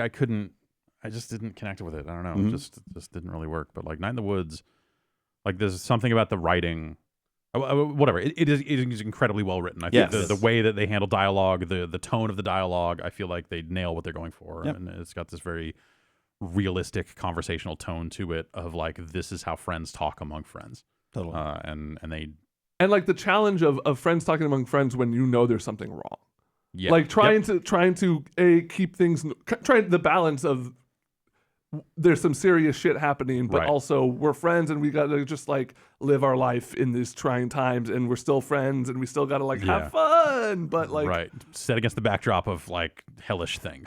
things, and also like hellish personal things that you as a friend, like, you know, so the setup of the game is you as the protagonist are coming home from college. You drop out of college very suddenly. They don't get into why up front, and your parents and your friends are like, know something is wrong and like don't really want to talk about it, but kind of want to talk about it. And I think they handle that, like how to deal with personal trauma in a friend group situation, very maturely. Yeah. Or like incredibly realistically. Yes. Yeah. And I love the look of it. It's really great art. Like it's a neat fucking thing. Lots of little good like I read everything. Whenever there was like a prompt to look at something keep, and read reading it, I it. would. Yep, totally. Do I need to play Night in the Woods? Yeah. Yeah. It's neat. Fuck. You should at least start Night in the Woods. Okay. Yeah, it's Man. if you don't finish Night in the Woods, I think you could. Yeah, you should at least kind of see what that game is all about. Yeah. Like if you played the first hour or so, I think you would at least Okay. get it. All right. I think I can do that. But there's stuff about the way it turns. I'm like and- canceling plans over Thanksgiving at this point because I'm on like budgeting time for all the games that need to get Well, played. I did a weird thing By where the end of I this month. played like the first couple hours of it, and then I was like, I should play Nier, and then play through like almost all of. I finished Root B, and I was like, oh, I should go back to Night in the Woods. How about instead I lay down? Yeah. Yeah, That sounds good. Game of the year 2017. Laying down. Never getting back up. Washcloth over my face. Oh man.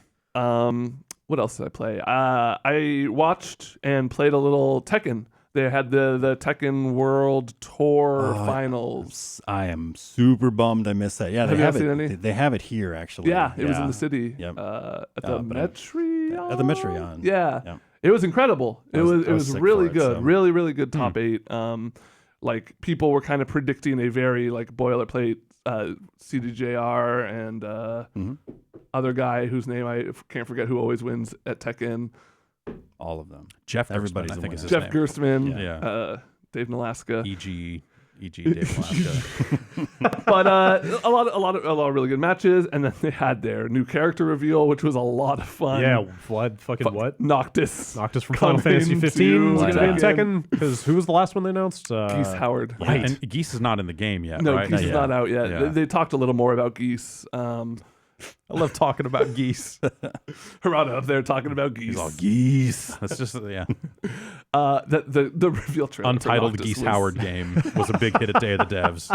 Oh yeah, I went to Day of the Devs too. Right. And played a bunch of games there. I played UFO 50. What'd you think? Really good. Awesome. I played Great. I'm Bushido excited. Ball, which is kind of a Windjammers type game where you're samurai knocking a ball back and forth between each other. Like with swords? Yeah. Okay. And there were like 8 different characters you could choose from with Top down? different powers. What kind of? Yeah, top down. You had a roll. Okay. Yeah. And then another one, which was kind of a River City Ransom type game that seemed fine, but I didn't want to play too much of it because I was like, I get it. Yeah. I get it. We all like those games. Yeah. I played Getting Over It, which is the new game from the man who brought us Quap. Yeah. Where you're half a man in a cauldron wielding a hammer. So you control the entire game with a mouse, and you're controlling the hammer. Yeah. And it's all about like scaling a cliff with this hammer. So you're kind of like hooking it on the sides of things and whipping like, yourself whipping up. yourself up. So it's almost like Mount Your Friends a little bit in terms of like using nice. momentum to fling yourself up. Yeah. Dave Lang of Dave Lang fame streamed some of this as part of his Extra Life stream. I think they sold it on a Humble Bundle or something like that a while back. And it looks awesome. Yeah, it's coming out early December. It was a lot of fun. It was great watching people play it too. I was just stood there and watched a lot of people play it. Played Goose Game. Yeah. Goose Game fucking rules. Is that the actual name now? It's still Untitled Goose Game. Okay. I hope that's just the hope that's title, just the that they name. just stick with that. Yeah. And Battle Chef Brigade, which seems really fucking cool. I hear good things. It's about like a that. mix. There's a little bit of like action platforming and then puzzle gaming to cook. Yeah, that's the Yeah. one you came out of PAX talking about, right? Yeah, I played a bunch of Being- that being cool. actually. Yeah, Yeah. I like the mix of that game. Yeah. all the different elements that they're putting together. But how did it perform for you though? Oh well, Really? it was pretty Okay, pretty good. smooth. I should say I kickstarted that game. Okay. I don't know what our like policy is. fiend. but I am, You're I am fired. publicly That's announcing diabolical. that I kickstarted this video game. CEO of Day of the Devs, Ben Pack here. God. Yeah, but I like playing Puzzle Fighter. Yeah. There's a lot of that game in there. And then just like 2D brawlers as well. Yeah. It's a good blend. Yeah, it seemed just like really solid. It was only a very small. It was like a little bit of fighting and a little bit of cooking, and that was all they had to show there. Okay. But so looking forward to that one, and then other than that, just playing. Sounds like my family around the table at Thanksgiving. Am I right? Oh boy. Wait, were you the one that I saw tweet a photo of Below? Yeah, Below from was that there. thing? Did you play it? No, Oh, there's a huge crowd around it. I didn't Really? want to wait. It was like hidden in a back corner or in the darkest room. Like it was. They're bringing that to Fantastic Arcade as well in Austin. Okay. So they're out there making the rounds. It's of real. Below like again. Below is like exists. my white whale at this point. Someday. Someday. Lastly, I'm coming up on my end of Mario playing. Meaning you're getting all the moons, or you just had your fill. There is a sort of Destiny-like late game to Mario Odyssey where once you beat the main game, it opens up a lot more than you thought there was in that game. Huh. It changes stuff on every world. Oh, interesting. And then it gives you another objective. It's like you need, I can't remember the exact number. It's like 280 moons to get to the last kingdom, I think. It's something around there. And then you can get the legendary mods that take you to 285, like Yeah. pretty much immediately. You can break down your power moons. If you break down 5, you can get a power mod that increases hat damage by 5%. I just went and bought a bunch of Bright Moons, and then that just comes with a bunch of the mods. Oh, you should just break those down into moon dust, and then you can buy the No, I fucked it up. Yeah. shaders directly. But then after that, it gives you another objective to get 500 moons. And this is all post game, post last. Well, boss. the 280 brings you to like the last okay, area, okay. and then after you beat the last boss, guys, you know who the last boss is. No, don't say it. I started playing it over the weekend. So after you deal with that guy, it gives you another It's a objective. guy. I don't Whoa. know. Actually, Stop talking. I don't even want to hear about it. To get 500 power moons, and I did that, and that unlocks like the real last zone, which is an incredibly hard, long platforming session. Oh, interesting. That is maybe the hardest Mario thing I have ever attempted. Did you play the similar thing in 3D in World? 3D World? Yeah, 'cause I've heard about that I for watched, years. I watched it because Yeah. I heard it was challenging, and I've Yeah. seen people online say like, there's a lot of people saying it's harder, a lot of people saying it's easier, so it's probably around the similar. But boy, I consider myself pretty good at Mario. I've gotten most of the moons with relative ease, but this is like a whole new. I've probably died 50 times attempting it. Is it just like one moon at the end? Do you know what the deal is? I get the Or is impression there's like something been there? none hidden. I've been like meticulously checking to see if there's any along the way. It seems like this is just like get to the end. It's probably like 1, 2, 3 moons, and they like kind of hit on the best of all the like worlds and all the monsters you can inhabit and stuff. And there's a bunch of good musical changes and stuff. That's cool. It's really cool. I spent a little bit of time with that over the weekend also, and I found a warp. You know, there you'll find some teleporters that The teleport paintings? you. You'll Yeah. find paintings that take you to another world. That you usually haven't been to yet. Right? Yeah, usually Or haven't been in a to lot of yet, cases. and I found one that took me someplace I certainly was not fucking expecting. Huh. And holy shit! Wow. Holy fucking shit! Interesting. So Yeah. that game's good. Yeah.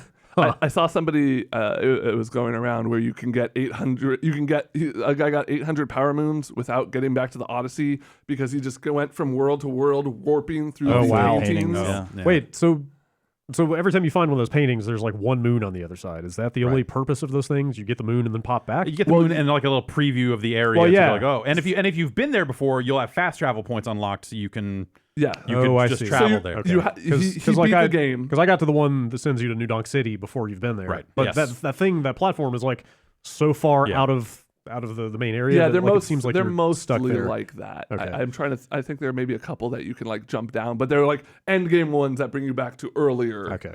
planets.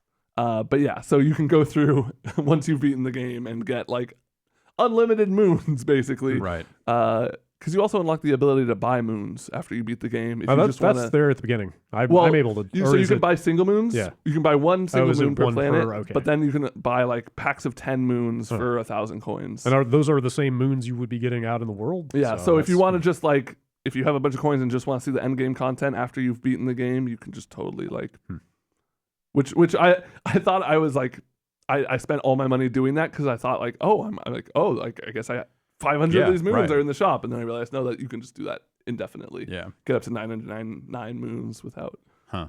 It's exploring. like removing moons from the game. Yeah, It's it's weird. loot boxes, man. They're ruining I'm video games. surprised how small some of those kingdoms are.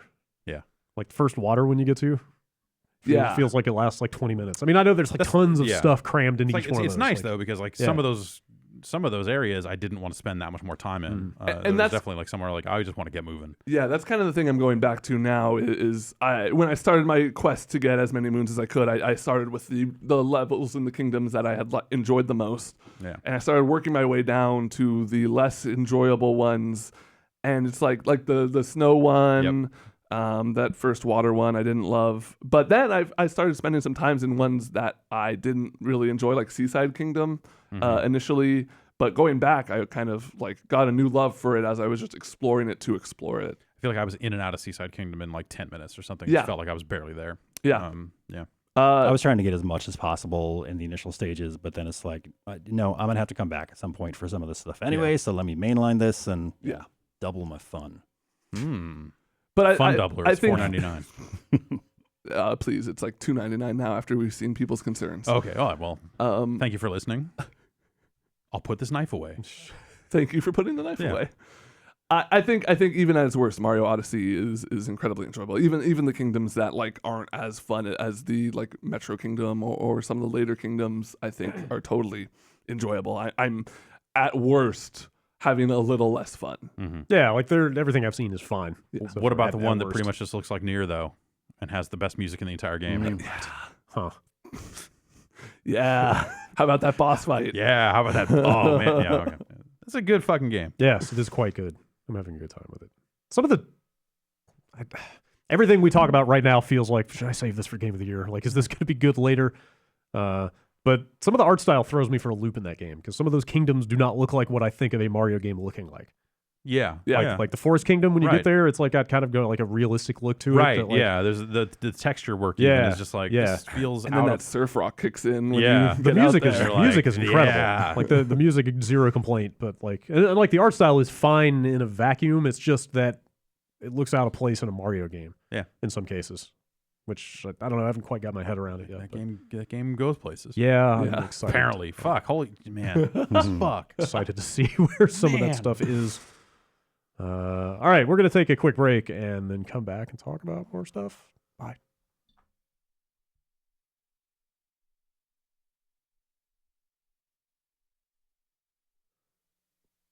Jason, you got any other games you want to?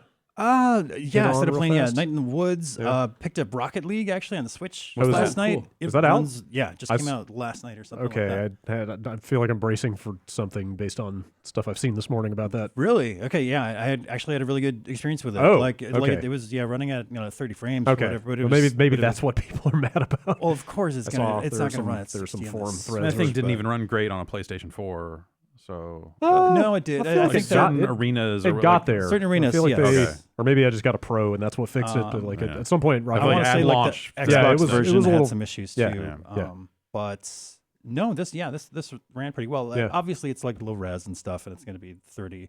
But it looked fine, I guess. But more importantly was the online experience, and it was smooth. Yeah. I was really really surprised. Like I'm running on Wi-Fi and stuff, and a little handheld and shit.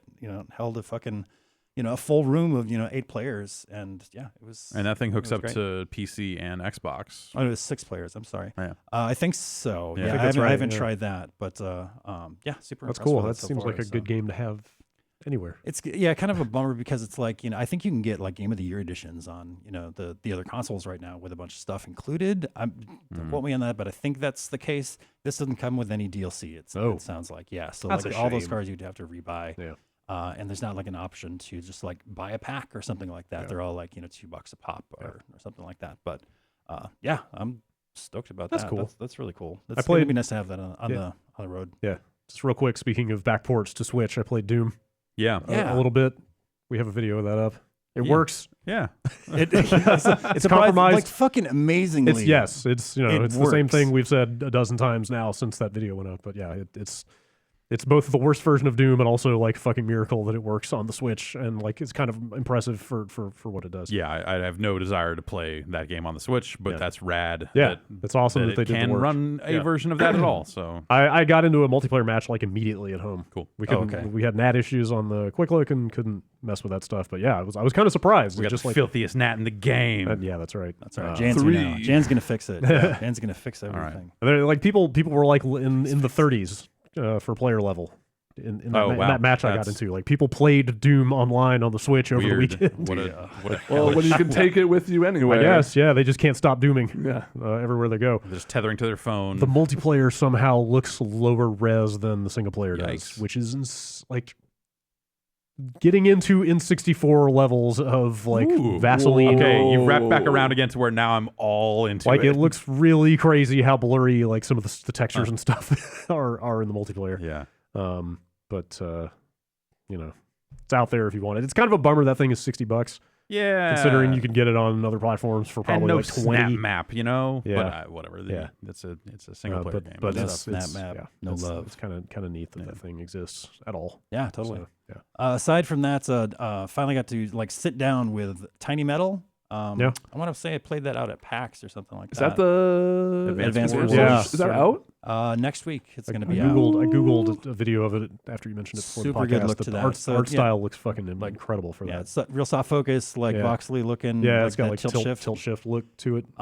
Plays pretty well too. Yeah, it runs pretty well. What platform? I played it on PC. Okay. So it's going to be out on Switch, which sounds like a great Yeah. platform for that. Yeah. And then PS4 and then PC as well. But yeah, the preview build that I had, it's still kind of bare bones and stuff. I don't want to get in too far into it, but yeah, I like that an awful lot. It seems like it's going to be pretty good. I've been itching for a good Advance Wars. I feel like game. we've been saying for like 3 years, like, hey, why don't they either make an Advanced Wars or why doesn't somebody clone it? Right? Yeah. Like it's Fire Emblem's cool and all, but come on. Yeah. Yeah. I have a few minor gripes about it in that like it's heavily dependent on like vision cones and stuff, and you'll have to utilize radar an awful lot. There's a fog of war in that game, and it's heavily like it's completely like browned out. It's That's really my tough to least see. favorite part of Yeah, Advance Wars. and yeah, I want to see. Yeah, all the troops. It's limited mobility. Like a lot of the troops can only move like 2 or 3 squares, and their vision is just the same. So if you actually go up against something that has like movement of 3 and you can only move 2, they can just kind of come in out of nowhere and just roll up on you, which kind of sucks. Not a huge variety in the troops really? as of yet. Huh. yeah, we'll see how that pans out. Like later in the game, hopefully things will open up. But right now, it's just like, They did I've got a definitely guy get that's to good against machinery, and Sure. a guy that's just a good on the ground. There's like snipers and stuff later, but not a huge selection of vehicles either. So. They definitely ran into a problem of having too many types of units, and in like the third Advance Wars, and then they really reined it back on Days of Ruin. Was that the? Yeah, that was the super serious one. That was serious the one where one? they started losing me a little bit. They lost me so on like the plot and stuff, but I feel like that game had the perfect balance of units available, and I like the powers in that one a lot. No special powers. What? Guys? Yeah. That seems. Yeah. Boy, That's suddenly not an Advanced Wars clone anymore. Right. yeah. Huh. We'll see We should how take a this look at guy that. turns out. Yeah. We'll Yeah, totally. we should sit take a down look at that. Do something formal. Yeah, that's about it for me though. Cool. Last real quick, just as the march toward Game of the Year continues, I finally cracked into Horizon over the weekend. Yeah. Properly. The game starts really strong. Yes. Like they get that Yeah. thing going. Yeah. In like 3 different ways. Like it's a really good intro that also I feel like leaves you wanting to know a lot more about and- the ruins and stuff. well, in that. like mysteries supersede mysteries, and then previous Right. ones come like they sort of leapfrog. It's Yeah. pretty impressive. Like, yeah, you start out wanting to know why are there machines everywhere and what happened to people, Yeah. but then like the character mystery Mm-hmm.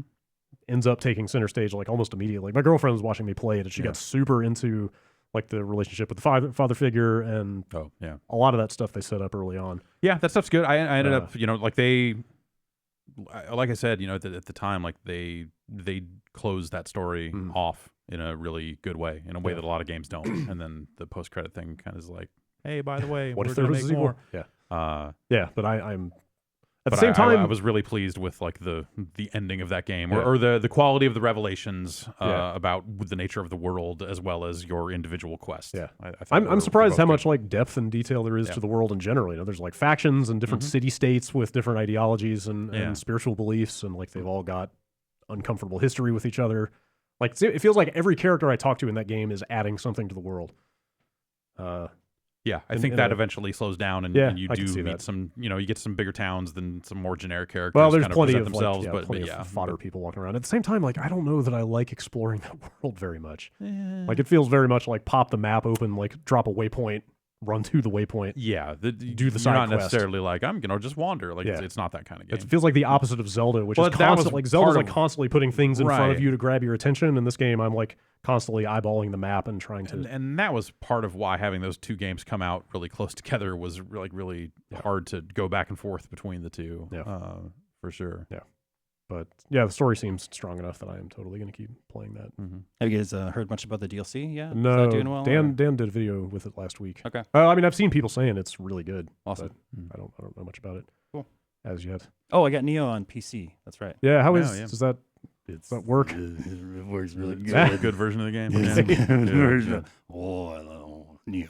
All right, that's like man, it's getting hot over there. Yeah. That's everything, right? Isn't that like all the DLC they've put out? Like Yeah. everything to date is in that Steam release. Yep, and you get cool like Steam Valve Yeah, there's the helmet. stupid Steam Valve Smoke comes out his samurai nose. thing. That's good. Yeah. That sounds good. All right, let's move on to the news. We kind of burned through all the Battlefront stuff already. Good. Burn it down. Let's talk about some other EA news that may inflame your passions. Oh boy. As a passionista, I Yeah. am ready. You ready to talk? Be inflamed. About EA buying Respawn. Oh man, Where did this come from? I don't know. Man. Nexon, from the sounds of it. Yeah, so to make a long story short, EA is buying Respawn for roughly $450 million. That's the developers of Titanfall right there. That's true. The creators of Call of Duty. The boys. studio- Or Call of Duty 4. Well, no, they did do the first Call of Duty. Yeah. That's totally Infinity Ward. But yeah, so some like contractual stuff has leaked out since this news came out. And yeah, I guess Nexon was bidding on them first, and then EA came along and made a better offer. Sounds like EA had, I believe Jason Schreier posted on Twitter some stuff that he had uncovered saying basically that EA had the first right of refusal for any kind of offers like this. Yeah. And they went, okay. But, but in the middle of that, Oh, shut interesting. down Visceral. Huh. Man, that makes that whole thing seem a little bit more sordid. Yeah, a little bit. So yeah, you think their hand was forced on this? They were like, well, we have this opportunity. We can't let somebody else take this away from us. Definitely could have been part of it. Like you think, I wonder if maybe EA would not have jumped to do this if they hadn't had Right, to. if they hadn't had to. Stop Nexon. That's kind of the news.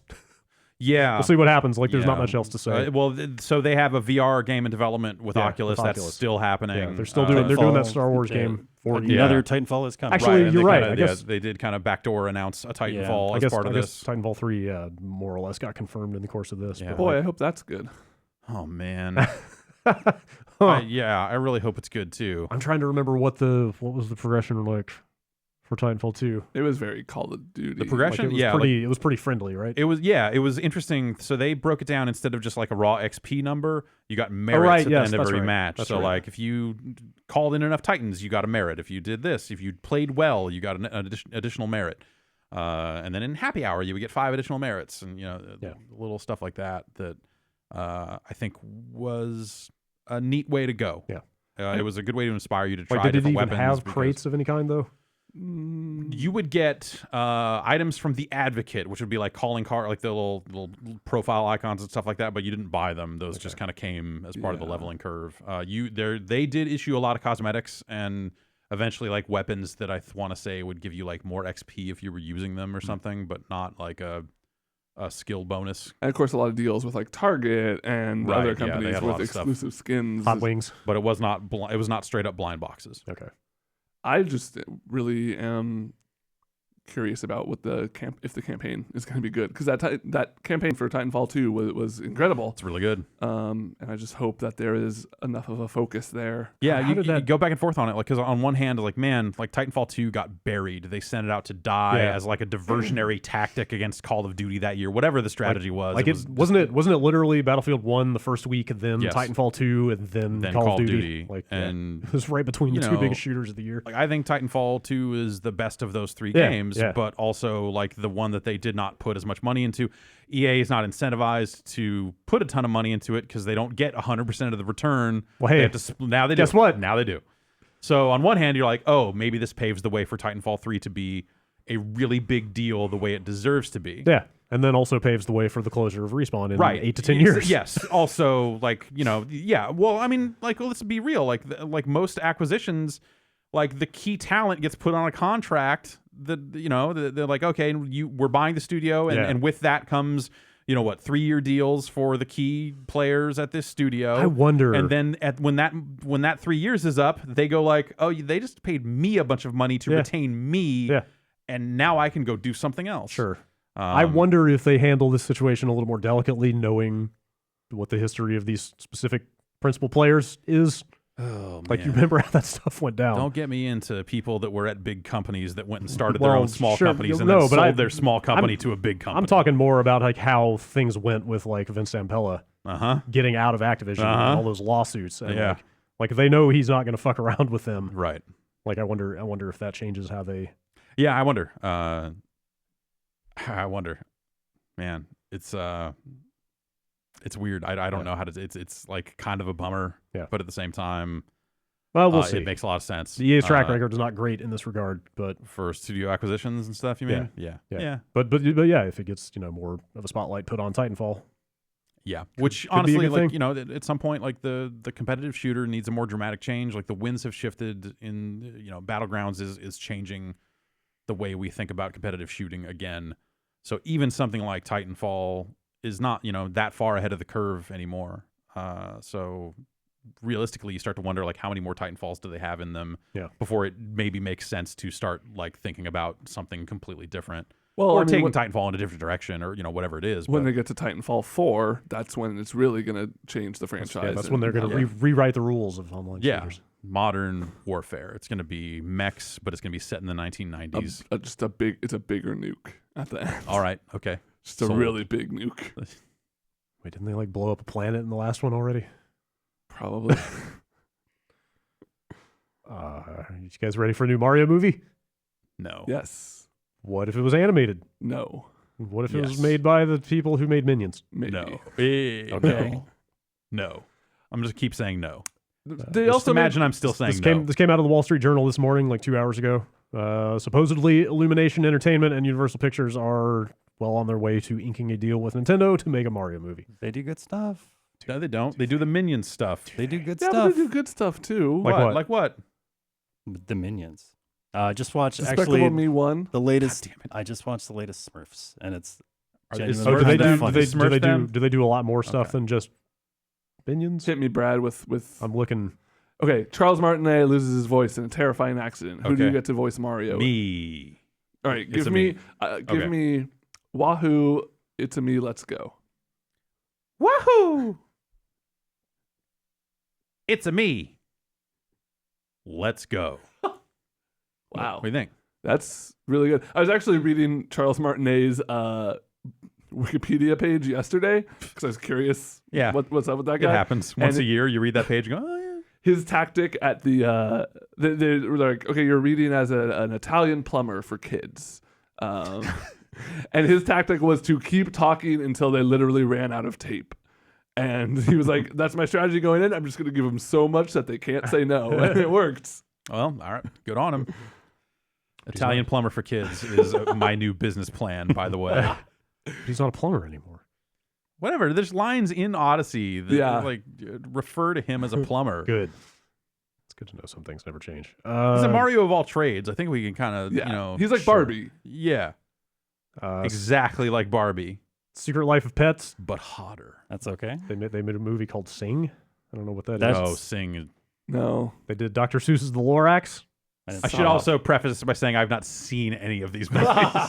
But Sing, oh God. Apparently there Sing, was a Sing was okay. there was a Will dis- Smith liked it too. there was a Despicable Me 3. Well, Oh, yeah. At some point. The minions are in jail.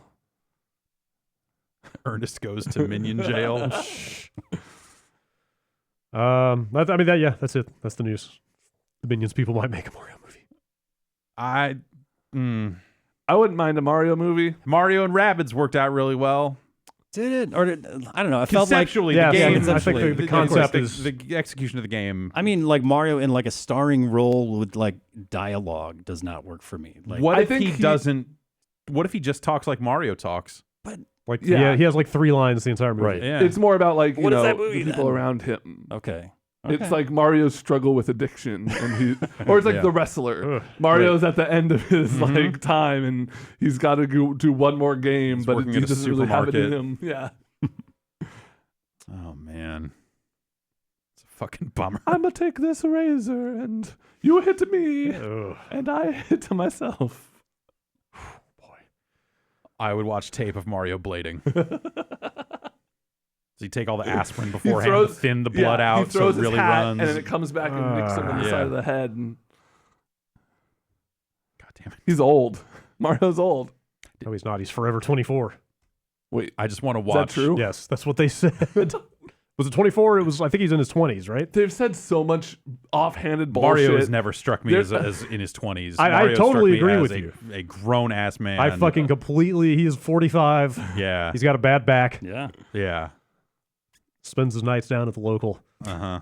What What if they just? yeah, Okay, that's- okay, yeah. I want to see a reshoot, According shot to- for shot of that Ric Flair documentary that just came out, but about Mario. According to Miyamoto, Mario is only 24 years old. No, That's what this says. that is something Miyamoto said That's when he everywhere. had not encountered a 24-year-old in at least 15 years.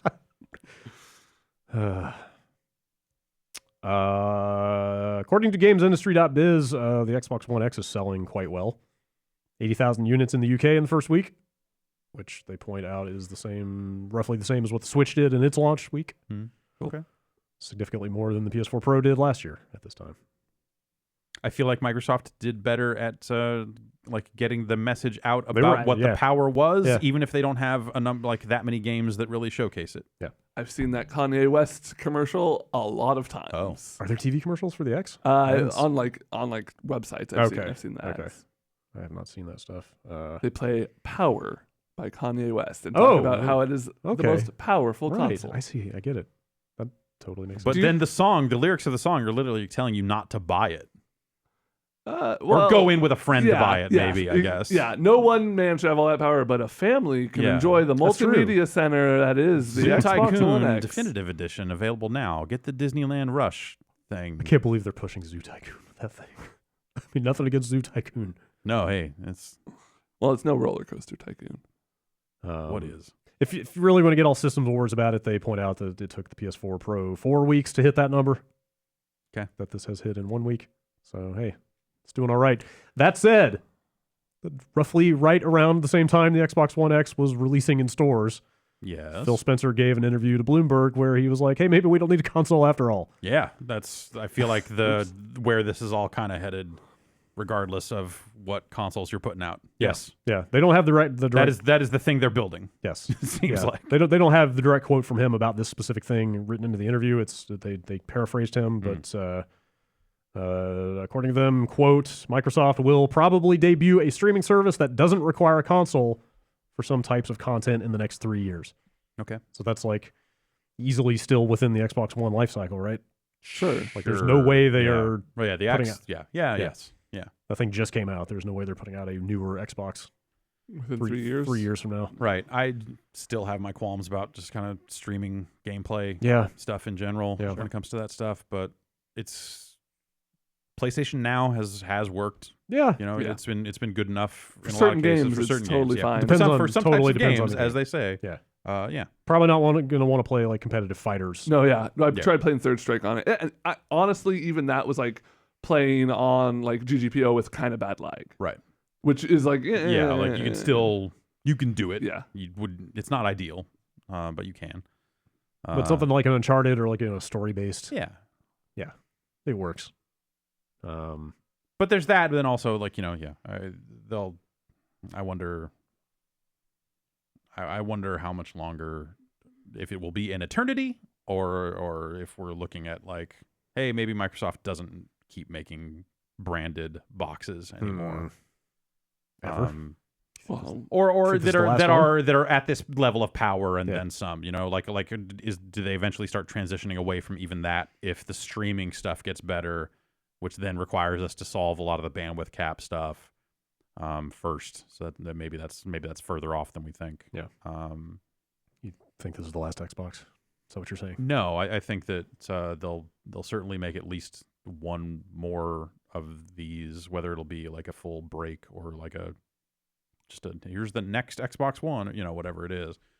But I think that, if you, I don't know, you look at like what Microsoft's desires seem to be around software and services just as a company. Yeah. At some point, a lot of their hardware starts to look more and more like an outlier.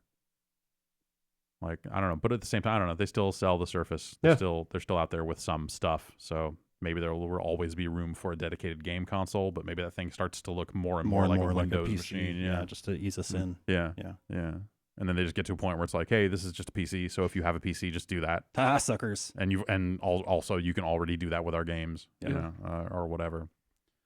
I think, there's a lot of potential around that stuff for like, it'd be neat to see backwards compatibility working on the PC for Xbox and Xbox 360 games and that sort of stuff. It'd be cool if now that they've done the work to let it run on an Xbox One, it was like, oh, by the way, like you can just do that here now too. That would be super cool. I would love to see that. Can you read those discs? Is there anything weird immediately. about those discs that they wouldn't just work if you put them in a PC? The disc format is strange. Huh. Yes, there is something about 360 discs, and I believe even original Xbox discs that are whatever the file format is. It's not. It's non-standard. But at the same time, you just do it digitally. I think it's still fine. You could even set up some kind of weird fucking fucked up system where like, hey, put the disc in your Xbox One and then we'll let you play it on the PC while it's in there. Yeah. Which is you could do it, but Yeah. they could just easily say like, hey, just buy the digital Yeah. game. Just give us $10. Yeah. Stuff's getting weird. Yeah. I'm ready. Ninja Turtles coming to Injustice 2? Fuck yeah. Everybody? yeah. That's Fuck really yeah. weird. Which Are you serious? I mean, sure, that's Wow. fine. Like, This is great. they've done weird horror movie people. Yeah, other yeah. crazy stuff like that. Like Ninja Turtles seem like an okay fit for. Have you seen superheroes? gameplay of this stuff? No, Yeah. I think they just had Okay. the reveal trailer. Because which I was a wonder, cutscene. because when they got to like the Triborg in Mortal Kombat X, when it was just like kind of like here are the different skins or the different skins and movesets or variants for your Cyrax, your Sector, and your Smoke. Right. Like I wonder if this is going to be one turtle on the select screen. That's my assumption. At the end of the trailer, I forget who's talking, but one of the turtle, they're like all arguing about who wants to fight against whoever is the other person. I can't remember if it's Leonardo, but he's like, I got this one. I'm taking this one on my own. or like I'm fighting this one by myself or something. It's like kind of makes it seem like it's just going to be a turtle with maybe different skins. Okay. But they all have different They all weapons. have Very different different weapons. So yeah, I mean, you'd have to. We'll see how that and shakes I out. guess they don't have that concept. Like the move variant stuff comes from the costume changes. They don't have it built in the way they did with MK. I mean, you could do that with stance change type Yeah. stuff. There's several Oh, different like things. stance change, like mid match, you just hit a button and he becomes like Hit down, His other down, move, punch, and you then get a he- different. Michelangelo flies out, Turns into- skateboards in. Who knows? Oh, I don't know if I like that. But yeah, it does seem like it's going to be like one character. Most of their fighter packs have been 3 characters, so this Right. comes alongside Enchantress and Adam or something like that. Yeah. So Adam is listed here. I don't know exactly how they're going to portray them, but I have faith. Yeah. I mostly brought this fucking up cool. so I could also mention that this game quietly is coming to the PC today. Right. Like it seemed Yeah. like they were not going Yeah. to do a PC version of Injustice, and then all of a sudden, hey, Warner Brothers got a little, they don't necessarily God, spend a ton of that's time right. talking up their quality of their PC. That's right. ports. Yeah. They Forgot just kinda- about- That They shit just was put them out and scary. let them be all right. forgot about that last NetherRealm PC release. Well, like they put out, was it Mortal Kombat XL, and they redid the netcode on consoles, Yep. and they put out another fighter pack and stuff. And then for the longest time, there was no info about any of it coming to PC. And people were like, "So is this just dead or what?" And they were like, "We have no plans." I think they even issued a "We have no plans to bring this content to the PC at this time." Yeah. And then suddenly they were like, "Oh, we're doing a netcode beta for the PC version." And then sure enough, all that content came. But like it was very much like we Unceremoniously. Yeah, very just kinda- But wasn't it Unceremonious, like I think X was like okay. On PC? On PC. No, It was it at was a nine. fucking launch mess. it was fucked up Yeah, because Terrible. they tried it was like to deleting people's saves. I thought that They- was 9. No, that was No, 10. That it was was X. 10. Okay. No, 9 was fine. It was just 9 had the thing where like if you were running at a different resolution, it wouldn't match. If you were running 1610, it wouldn't match against 16:9. And wasn't Players- it down for like the first week or week and a half or something? I know You're, 9 you're had thinking of issues. 9 on the PlayStation because that launched at the same time PSN was down That's from what the I'm hack. thinking of. Yes. Okay. So that was fucked up. But 9 came out way later on the PC, from what I remember. Yeah. Like I think they Yeah. had time to get it working. I think you're you're right. X was like simultaneous with console. Right, and X And was it was them a huge trying mess. they tried to release that. Like if you look at X, it like had 10 or 11 different DLC entries Oh yeah. because they tried to stream part of the game down as you were playing. They tried to do the play the game while it's installing stuff, It was a horrible mess. hacked together Yeah. using Steam's DLC stuff to try to make it work, and it just Did not work. was on fire. Yeah. And then it was deleting people's saves. It was all fucked up. Yeah. Yeah, anyway, that's coming out today. No idea if it's a mess or not. Hopefully not. Yeah, we'll take a look at it. I don't know. I would play more of that game. Mm-hmm. I want to see those turtles. Turtle's not in yet though. Yeah, that's December 12th. They will be Okay. in early access. Yeah. Just Adam. Or just you're right, just Adam. I'm sorry. Fighting games. real good this year. Turtles. Okay. Goku. Lots of good guest Noctis. characters. Geese. Geese Howard. Geese Howard. Oh, man. Never forget Geese. Give that man his due. Noctis. God bless the ring indeed. Ugh. Lastly, you see this business going on with the ESRB ratings. It's a gigantic Yes. boondoggle. There's a lot to unpack here, but Tell me more. I've read the story twice, and I hope I have all this straight. But effectively, the ESRB has introduced a new pricing tier for developers getting their games rated. Yes. So in the past, there was like you paid a large chunk of money, which they have not disclosed publicly, Mm-hmm. but it was a lot. Yes. To get a disc-based game rated, but digital games got rated for free. Which right off the bat, I'm They like, got rated for free? yes. Oh, Which I okay. don't know what the distinction is there, other than it's just some The arbitrary. distinction was that developers couldn't afford to pay it, and so it was like, well, we want them to use our service, Okay. so we're going to cut them a break. But I feel like that comes with the hook of like, eventually y'all are going to get big enough that Yeah. we can start charging it. Well, for hey, this. guess what? What? So they've rolled out what they're basically calling like a new value tier of rating for running the game through the process. Yeah. Whatever it is they do to rate stuff internally. What is it that they do? I don't Watch know. videotape of the worst bits of the game and go, it looks like an M. Yeah. I don't know if it's still that. That's Was what it- that's was what, it that at That's what it some used to point? be. You would submit video Wow. of what you felt were the highest rated parts of your game, Sure. content rating, as along with like, we think it's probably an M.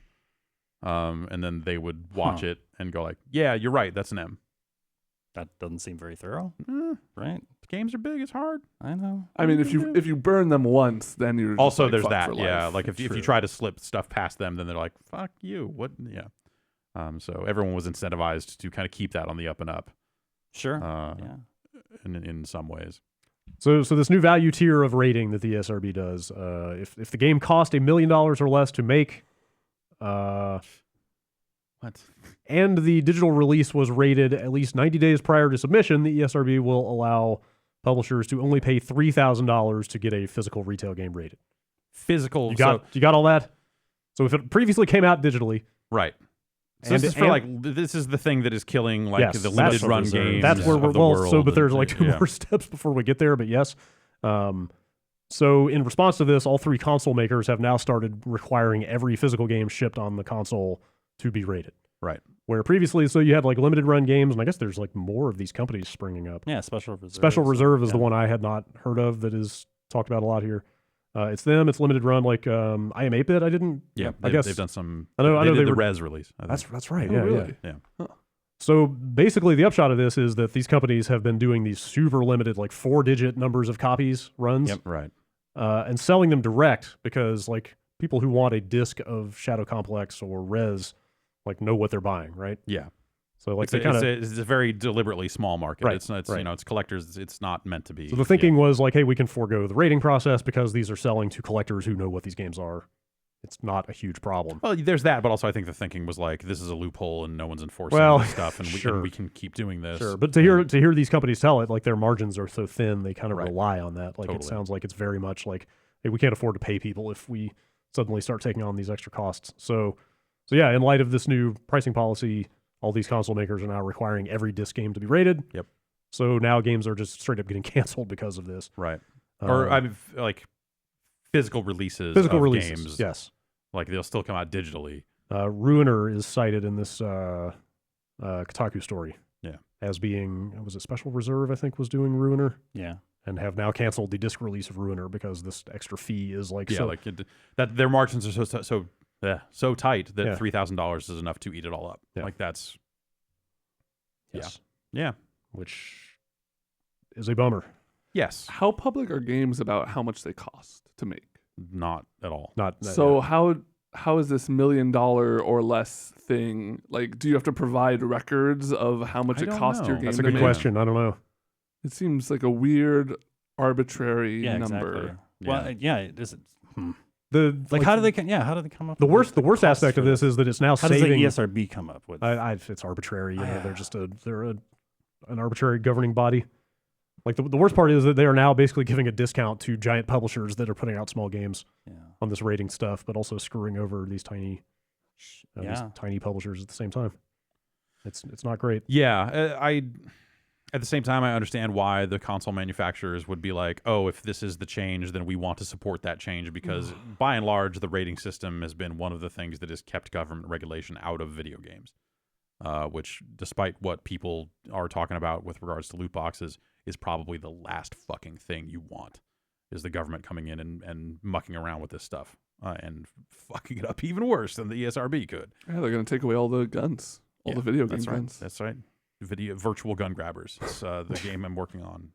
Pretty excited about it. Yeah, I don't know. I don't personally collect like the limited physical release of digital game stuff. I think it's always been a kind of a weird thing. But a lot of these come packaged with all sorts of other stuff. Exactly. You know, like art books, or like in the case of like Absolver, it came with a really cool mask. Yeah. And they're saying that this is like kind of doubling the cost of goods in some cases, like just to cover that fee. So this seems like a bad solution. Anything that's going to lead to just like fewer chances for people to get games and stuff like that, I think is a negative thing. Yeah. But I don't know. It's such a fucking weird thing. It's a weird case. I don't have. I don't know where it goes. Yeah. Like the ESRB does what it wants, unless like it's right as like unless an it's, arm of the unless ESA. it's, Which, like the ESA, unless its member companies get together and say, hey, what the fuck? Right. But most of these big publishers are saving money with this, so of course they're not going to do that. And most of the games that would probably get pushed out by this are probably not members of the ESA to begin with. Yeah. Devolver with Ruiner. Yeah. I imagine. Yeah, If they're running their lot across the street, they're probably not yeah. cool with them in the first place. Yes, the people serving in some beer. ways, this is the fucking... The people serving beer in a parking lot outside of E3 are probably not voting members of the ESA. Yeah, indeed. And that stuff, that stuff could still come to PC, but then at some point, like what is a physical release for PC anymore? Like that's kind of a strange thing. Yeah. But at the same time, I get why the console manufacturers would want to just kind of stay the course with the ESRB's regulations and just be like, "Yep, we're in. Yeah, don't let the government come back and no, this is good. We're good. We're fine with this." Yeah. See how that stuff develops. Yeah. All right, let's read some emails. Bombcast@giantbomb.com. There it is. Jan's learned all the buttons to push down there. Yep. Like spacebar. Don't touch That's that. a good one. That's not a good See, one. Ben kept hitting the space bar while you were out. Yeah, don't and do that. I only used it to stop. I mean, it's the biggest one. Why wouldn't you hit it? It's like it's right there. It's Yeah. so inviting. You did great. You're fine. Kyle writes in and says, "Help! I got Vicks Vapor Rub in my eye." Ah, Also, there's like 3 emoji at the end of this. take a shower. Which Which emoji ones are Does they? that matter? It's the eyes. It's the- It's the water splash, and it's like the guy who the eggplant, right? You were on the right track, If I but had Vicks, like I couldn't tell which emoji I'm picking. that's right. He What the probably hell? was just slamming the space bar Yeah. willy nilly. It's the eyes, the fire, and then the thumbs down. Okay, All right. You got anything for this guy? take a shower. Pour milk in your eyes. Ooh, I don't know. There's a new thing that's even better than milk to eat with to kill the spice in spicy foods. Is it whipped cream? I heard you spray whipped cream in there. It's baby shampoo. That's never something I want to hear someone say. It's baby shampoo is never. It's ever. edible, and basically what it does is the heat from food is in the oil, the oil Okay. that sits on your tongue, and so the baby food shampoo, not baby food. The baby shampoo's job is to get rid of oils and stuff, and it got to be safe to eat. So because babies are getting it in their mouth. Sure, that makes sense. Okay, then let's take this. Okay, all right, fine, I'm in. What does baby shampoo taste like? Not bad, right? Well, Yeah, I mean, Let's- does it let's taste find somebody? out. Is it just edible soap? Because somebody that's just still figured out unpleasant. somebody just figured out their UPF segment. Stay tuned. We're gonna get to the bottom of this. At the bottom of this baby shampoo. I got 'Cause some I'm baby chugging shampoo. the whole bottle. Yeah, I bet. I got. Oh yeah, Of our Friday. Yeah, you plan. would have. Okay, all right. You maybe- would have some baby shampoo. Is that what Maybe, you're you, gonna- maybe you can hook us It's up. fucking ice cold. Figure this out. This email comes in from Ben. Dear Giant Bomb, fuck rice. Right. Kind What? regards. What do you mean? No, what? Rice is good, man. Dude, what? Seriously, yeah. Like what? That's the worst take. Like I like how he says it so confidently, like it's going to be popular and like, Like what? We're gonna be high fiving each other, going, "Yeah, finally, someone was like, fuck Someone's rice." taking rice down a peg. Somebody's standing up to big rice. I don't like big rice. No, No, you don't like the long grain. I don't like the long grain. No, Not as what's much. What's your preferred rice? Just like You like a fuck jasmine? me up with some jasmine rice. Basmati? Yeah. Yeah, oh yeah, Yeah. Set me up, basmati rice little, style. little nuts, dried cherries. I like a fried rice, Yeah. pork Yep. fried rice. Uh-huh. Yo, but wild rice. I like a I pilaf. cannot do wild rice. can't do wild rice? I can't. No shit. No. know, Like yeah. I'll take a bite of something that has wild rice in it, Yeah. and the wild rice will like pool up in my mouth because my mouth won't even like want to digest It's it. too wild. It's fucking true. crazy It's in pretty there, wild. and You want I just I want to civilized spit rice. it out. But Pretty yeah, wild in there. Ew, gross shit. Brown rice? Anybody? Yeah, Anybody? absolutely. Yeah, I that's like right. Jan's in. I like a brown rice with like a salmon teriyaki. What or about like a something. forbidden rice? It's like that. It's like black. Whoa! Oh yeah. Yikes! It's pretty good. What about Huh. Jerry rice? Yeah, Jerry Rice, pretty good. What about his dog, Nidus? Yeah. Oh man. I don't know if Nidus is. You think Nidus is still around? It's been a while. Yes, I do think Hang that on. Nidus is still around. Now I need to know. Okay, when I was at Day of the Devs, Okay.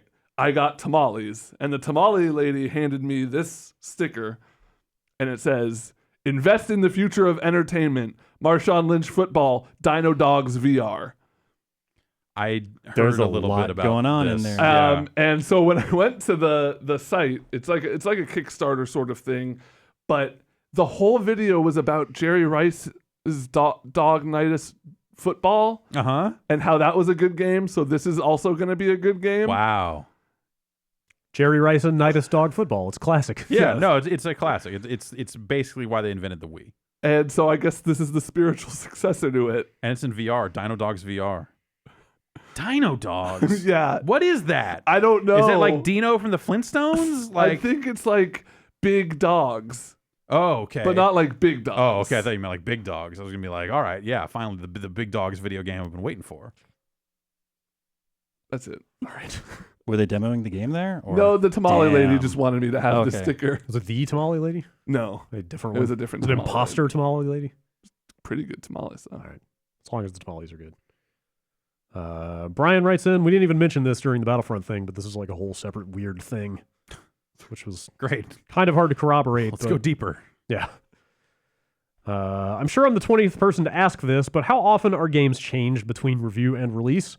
With EA apparently changing the amount of credits required for hero purchase from 10,000 at their review event to 60,000 in the game, just how much of a common practice is this? Jeff has also talked about his. Jeff has also talked about this earlier in regards to Forza making the changes with their microtransactions, and I think it's just plain dirty when companies do this. This situation he's talking about, if it's true, I've never seen before. So they had an event a couple weeks ago for people to come review Battlefront, which we did not attend. We did not. And so footage came out taken at that event that shows some of these unlock prices at like 10,000 and stuff like that. Specifically, I saw a clip of Luke Skywalker that where he cost 10,000 credits, and this was before they came out with their statement and dropped the prices. Yes, exactly. So I don't know. So that comes back to, did they tell people who went to that event that these prices were there specifically? Because you think about it, like the event is only like a day or 2 days or whatever. Yeah. You need people to see the breadth of content in that time frame, so you unlock things for them early so they can see it all. Right. That's reasonable, and I can compare it to like how Call of Duty would do it, for example. So Call of Duty would typically, in the typical years, we've not been to their review event for the past couple of years now either. The way they would run it is they would start you with a fresh profile, and you would experience the leveling curve as it was written. And whether they changed it or not, I don't think they did, but we would nevel know. You start a little level 1 profile, you play, you level up, you unlock some stuff, you see how it goes. Then it'd be like, okay, lunchtime, come back. Hey, we've maxed everybody's level out, so now you can see all the rest of the guns and see how the rest of this stuff plays. Because people need to see that stuff. But crucially, they've seen how it works exactly from a fresh character. Yes. Yeah. So that's the thing that you don't know, because we weren't there. I mean, we could try to track somebody down who was and see if that information was presented to attendees or not, or if it was just like, oh yeah, it's 10,000. All right, cool. Everybody have a good time. Right. But I would also expect that they just straight up unlocked all the heroes at some point for everyone from the get-go, because even set to 10,000, you would not unlock all of those heroes over the course of a single event, right? Even if it was a multi-day thing.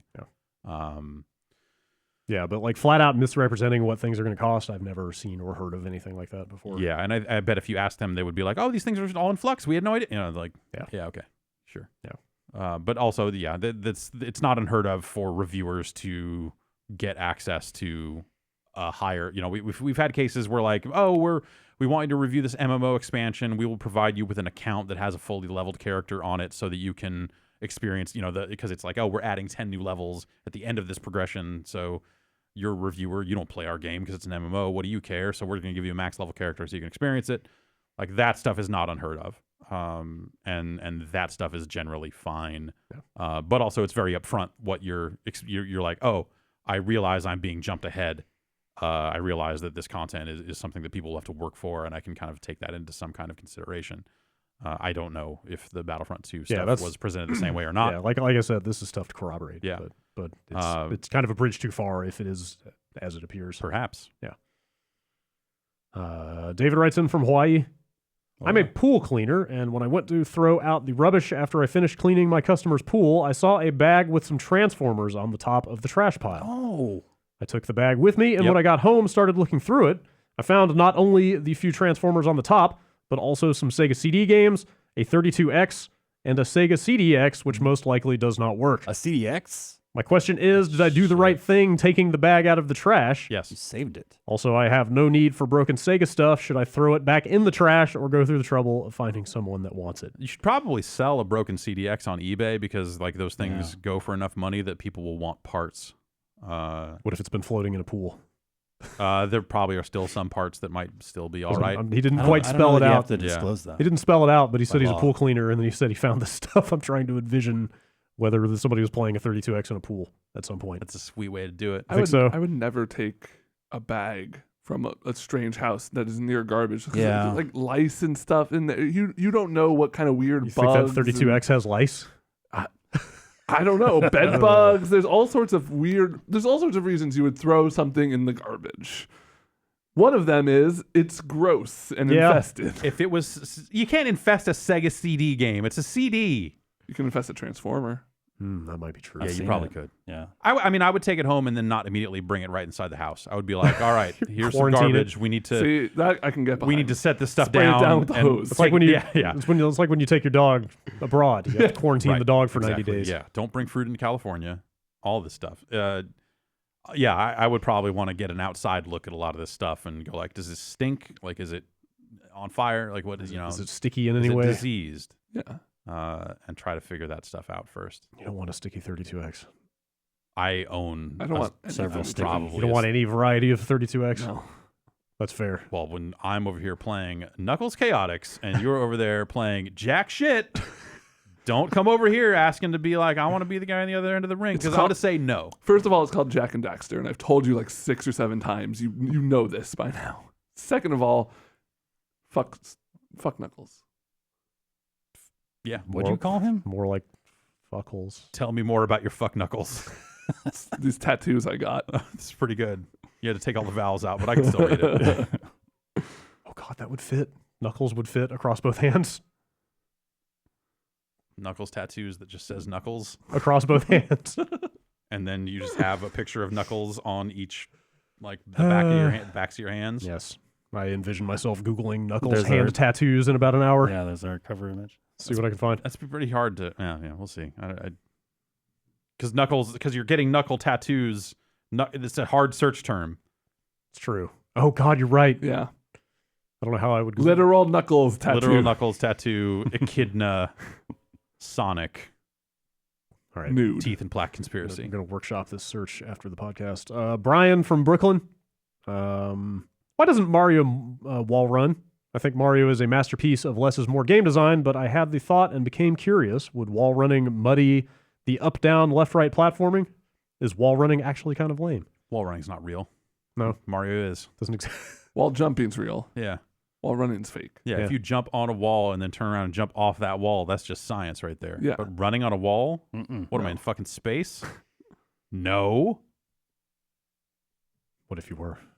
Would you run on the There's wall? no walls in Definitely. space. Yeah.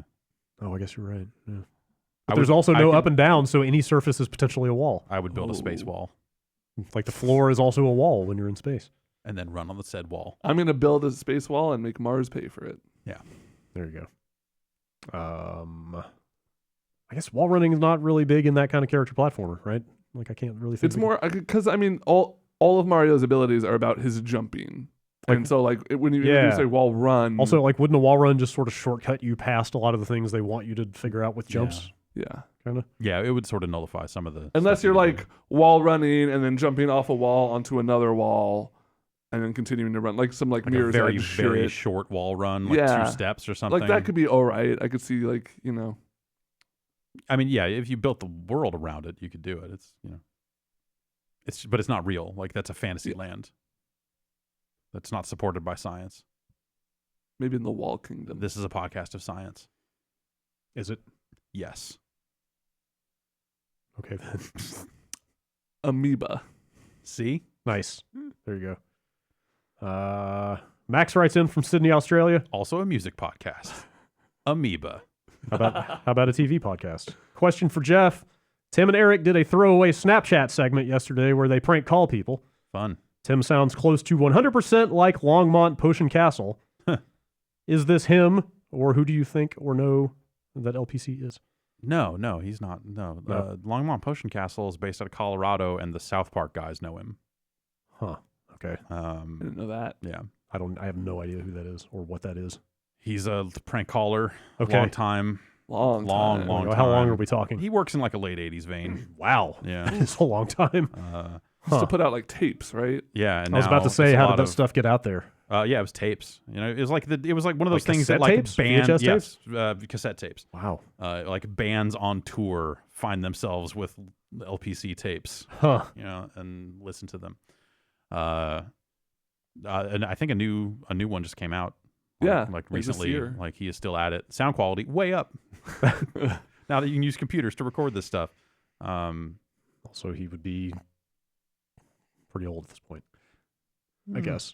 I don't know. Maybe he was a teenager in the 80s. Yeah, I they don't know. tried to kickstart a documentary that I don't think, or is an Indiegogo or something that I don't think met its goal, but I hope it still gets made. There were a couple of interviews with him where people went and met him, where they would probably say it's Tim Heidecker if it in fact was, but none of that stuff lines up. Yeah. So Tim and Eric has done a few prank calls too. That's Yeah. not like completely new for them. Jerky Boys, also prank callers. That's right. The guy that called Red's Tube Bar something of a prank caller himself. I have made prank calls. Oh, yeah? I've also made prank calls. How did it go?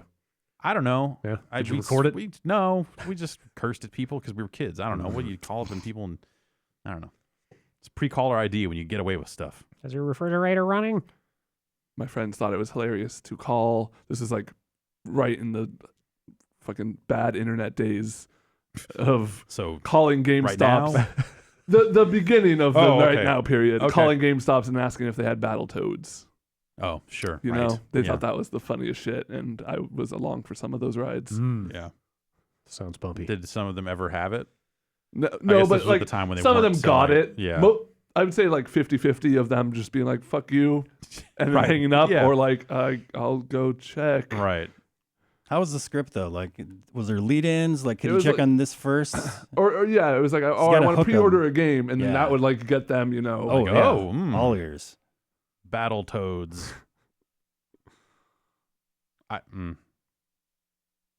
This email is signed with this person's username on the site, which is Splodge. Splod Squad. Gross. Hashtag Splod Squad. Spot squad. It's disgusting. This email is also kind of disgusting. Great. Is water wet? No. It makes things wet. Yeah. If I put my hand in it, my hand is wet. If I spill it on the floor is wet. It's true. But is water itself wet? No. No, Again, no. science. You sound really confident about your answer. No, water is wet. The floor does not get wet. The floor has water on it. What if you wipe the water up? Then the floor's not wet anymore. But you just said it never gets wet, so It's never wet. The water sits on top of the floor. If you have anything that is porous and can soak up the water, that gets wet because it's with water. Wet is a Latin word meaning with water. So like let's say someone is retaining water, you might say that person is wet. Oh. They are with water. So you're speaking what, Latin now? Yeah. I see. Okay. It's the language of science. I see. I don't know. I don't know. Check your textbooks. He doesn't know. Is water wet? I wish I should not have read this email. I'm gonna think about this for the rest of my life. Okay. Let's check back at the end of the podcast. You got like 20 minutes. Matt writes in from Kentucky. Mm-hmm. Was Boogerman the first character from a non-fighting game to be featured in a fighting game as a guest character? Clay I'm having trouble coming to grips with this thought. Please help. Was Boogerman was in Clay Fighter? Is that what it was? Yeah. Like the 64 version. This or feels something? this feels like Yeah. the kind of question that Dan would just know off the top of his head. I mean, there was like, as soon as I read it. But it's weird because there was like licensed fighting games, right? Right, There was yeah. like the TMNT fighter and then That Justice League game. Justice League. I think he didn't High spell it quality. out, but I think this question was probably birthed by the Noctis Yeah. news, Yeah. the Tekken stuff. I think, Huh. yeah, the old guest characters in old games. Yeah, and dude. nothing's coming to Earthworm mind. Jim was also in that Crossovers. Clay Fighter game. Ninja Gaiden lead character being in Dead or Alive. Sure. Yeah. It's kind of that in a way. Huh. That's a good question. I don't know. Boogerman. Is Boogerman wet? I don't know. Depends. No. Well, is goo wet? Mister. No. What's your fancy pants Latin explanation for that one? Goo is just gooey. Okay. It's a different thing. All right. Got it. Email from Jack. GUI, of course, being Latin for graphical user interface. Stupid. What? Great. Jack says, I was recently reminded of Sony's PS4 announcement event, which Jeff went to. It's true. I was there. Prior to the show, he appeared. The Big Apple. Yeah, that's right. He appeared on a panel show hosted by Jeff Keighley that I believe also consisted of Steven Totillo. Right. Yes. Yeah. We went okay. to the studio where they recorded TRL for that. Oh, wow. Yes. Like sitting, like looking out over Yeah, Times looking out Square. over Times Square. Saw the window and The everything. second time I'd been in that studio. Huh. The first time we snuck in on the weekend. Nice. Nice. Rather than simply discuss the upcoming press conference, he used the word presser, which I almost... Keighley had taken it upon himself to produce a small bingo board of possible announcements to come from the event. While Jeff and Steven seemed content to discuss what to expect like normal people, Keighley seemed adamant about the use of the bingo board, interrupting the conversation several times to say, let's bring it back to the bingo board. I remember finding this experience incredibly surreal to watch. After this panel and auto-tune of Kevin Butler made in anticipation of the show was played, I was just wondering if Jeff could provide any extra insight into this event, if he even remembers it. We were sitting in there. So this was for game trailers, which was still a thing at the time. And I remember Jeremy Hoffman was in the back of the room. And so they were going to be live streaming the press conference. Sony was giving them a feed. So they had a feed there in that room and rehearsals were happening. So wow. We were sitting there watching rehearsals and watching them say like PlayStation 4 over and over again. 'Cause like the name hadn't been confirmed yet. Right. And that was weird. Jeff, that's all nice, but can you bring it back to the bingo board, Yeah. please? Did you win bingo? Yeah, of course I did. Okay. No, I don't know. That's a very message board kind of thing to do. That seems like something that that some people on the internet would do. So that seems like where that might have come from. That lines up. I don't remember that at all. It is all a blur. Forgot the bingo board? I remember sitting in the back of a cab with Dave Lang in New York. Ooh, that sounds dangerous. Was the free...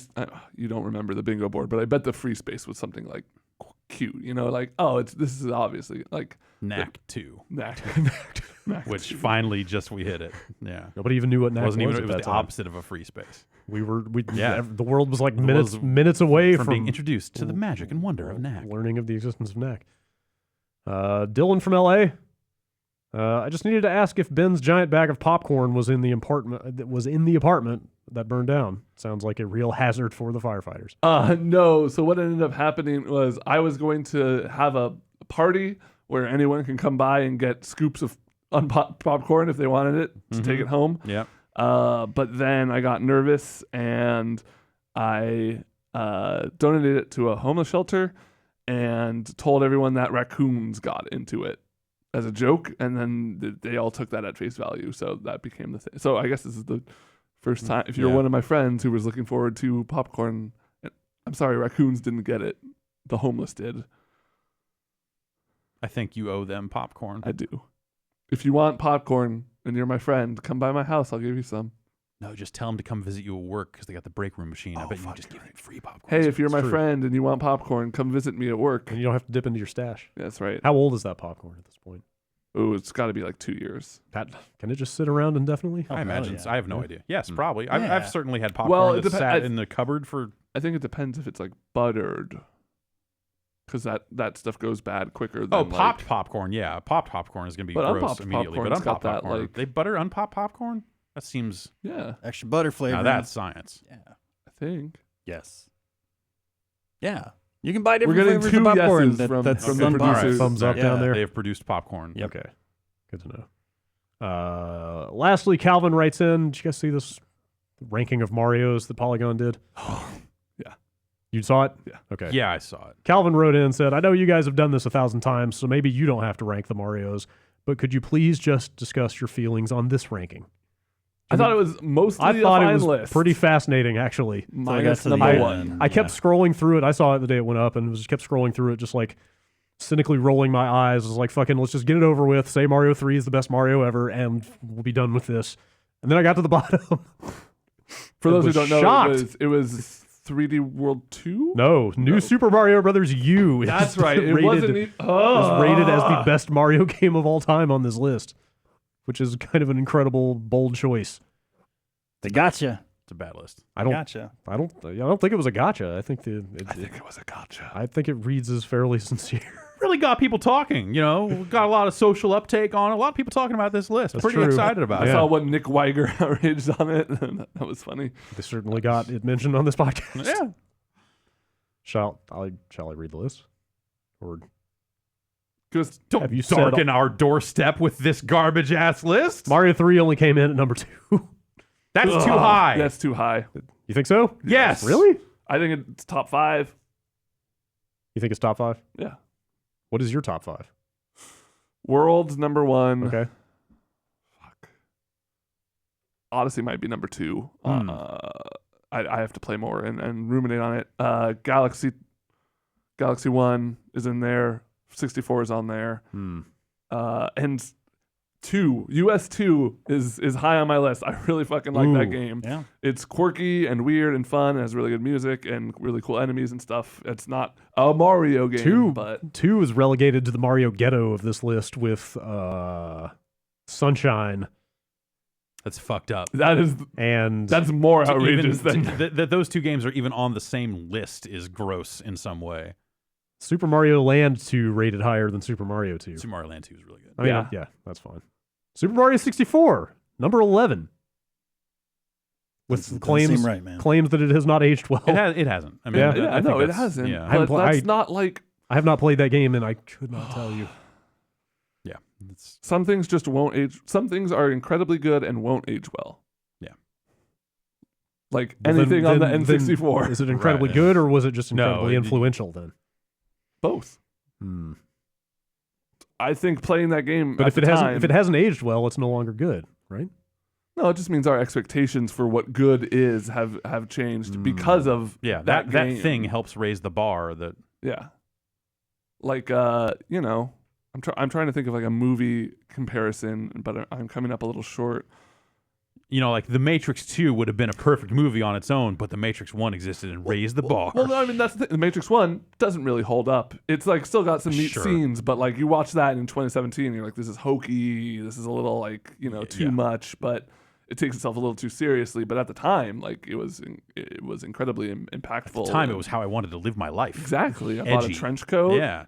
I didn't buy a trench coat. Got those sunglasses without the earpieces. Exactly. Somehow they just balance on your nose. I don't know. I don't know how that works. Glued them to my I eyebrows. thought about getting a trench coat at one point, but I wanted like that. Was it like it's not even a trench coat? It's like like a a long duster. pea Duster. coat or something that like you could still wear shorts with, like that. They might be Giants video. Oh boy, best Mario ever. It's World. Yeah. Jason. Yeah. Yeah. Well, Jan. Man. Then, now, forever. Consensus choice in this room. I guess I would probably say World 2. I don't know. World 2. All right, we'll fucking fight. I will fuck you up. Actually, All now that I think about it, I don't think Yoshi's Island is on this list. I think they explicitly removed that. If they had a character name in the title, I need to like check. Yoshi's World. Yeah, Yoshi's Island did not make this list. Yeah, well, They could have put it at number 19, but they didn't. All right, there you have it. I think actually the true crime of that list is that Japanese Super Mario 2 is the last game on the list, the bottom of the list. Yeah, I think that game's cool. I think the game's all right. Yeah, it's got a poison mushroom in it though. yeah, fucking It's a bad subverting power. everything It's you got- know about Super Mario. It's a power down. Like, Yeah. that doesn't. It's make got a sense. warp zone that takes you back. Man, Yeah, what a cruel game. taught you that life is pain. This list was written by Jeremy Parrish, who certainly would know his Mario games. Yeah. So I think it's fairly authoritative. If you want to go look it up for yourself, it's on Polygon. Yeah, too bad he's wrong. Everyone is sometimes. Some people like Majora's Mask. Yeah. They're wrong too. Yeah. All right, bombcast at giantbomb.com. That's it for emails. Jan, how's it going down there? I'm going to shout into the microphone. I apologize for... It's fantastic. He seems to be having fun. All right.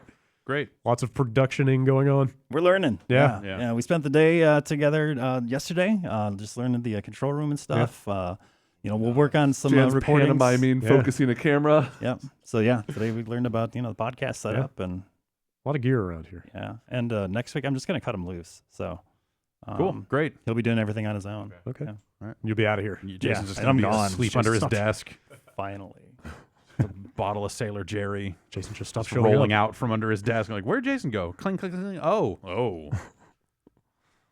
All right. Well, after show. After show. Is that happening? Yeah. How's that thing been going? It's fun. Good. Yeah. Yeah. Ironing out the kinks of getting people on the phone. I think that's happened. Yeah. Caller, you're on the air. Yeah. Yeah. How often do you have to tell somebody to turn down the radio? Every time. Yeah. Not every time. But it happens. But it happens. Yeah. And this will be the week that I'll probably try to take the time to break it out into its own feed. Oh, cool. We've not done that yet. Cool. We just have to agree on a name, I think, for the feed. Not necessarily the name of the show, but Yes. at least the name of the feed. Yeah. Stuff will be happening this week. We're rolling up on Game of the Year, and a lot of We are, planning. yeah. Planning stuff is going on, and It's exciting. Jason's getting Jan up to speed. So we'll. There's going to be some folks out here in a matter of weeks. Yeah, that's Mhm. true. Yeah, So we'll, we'll make some house and we'll make some stuff happen this week. yeah. But it might be a little spotty here and there. But content will go on the website. That's Content will Yeah. go on the website. That's right. The That's our Giant Bomb motto. Promise. Yeah. That's our motto. You heard it here third. That's our promise to you. Yeah. All right, this has been the Giant Bombcast. Thanks for listening. We'll see you next week.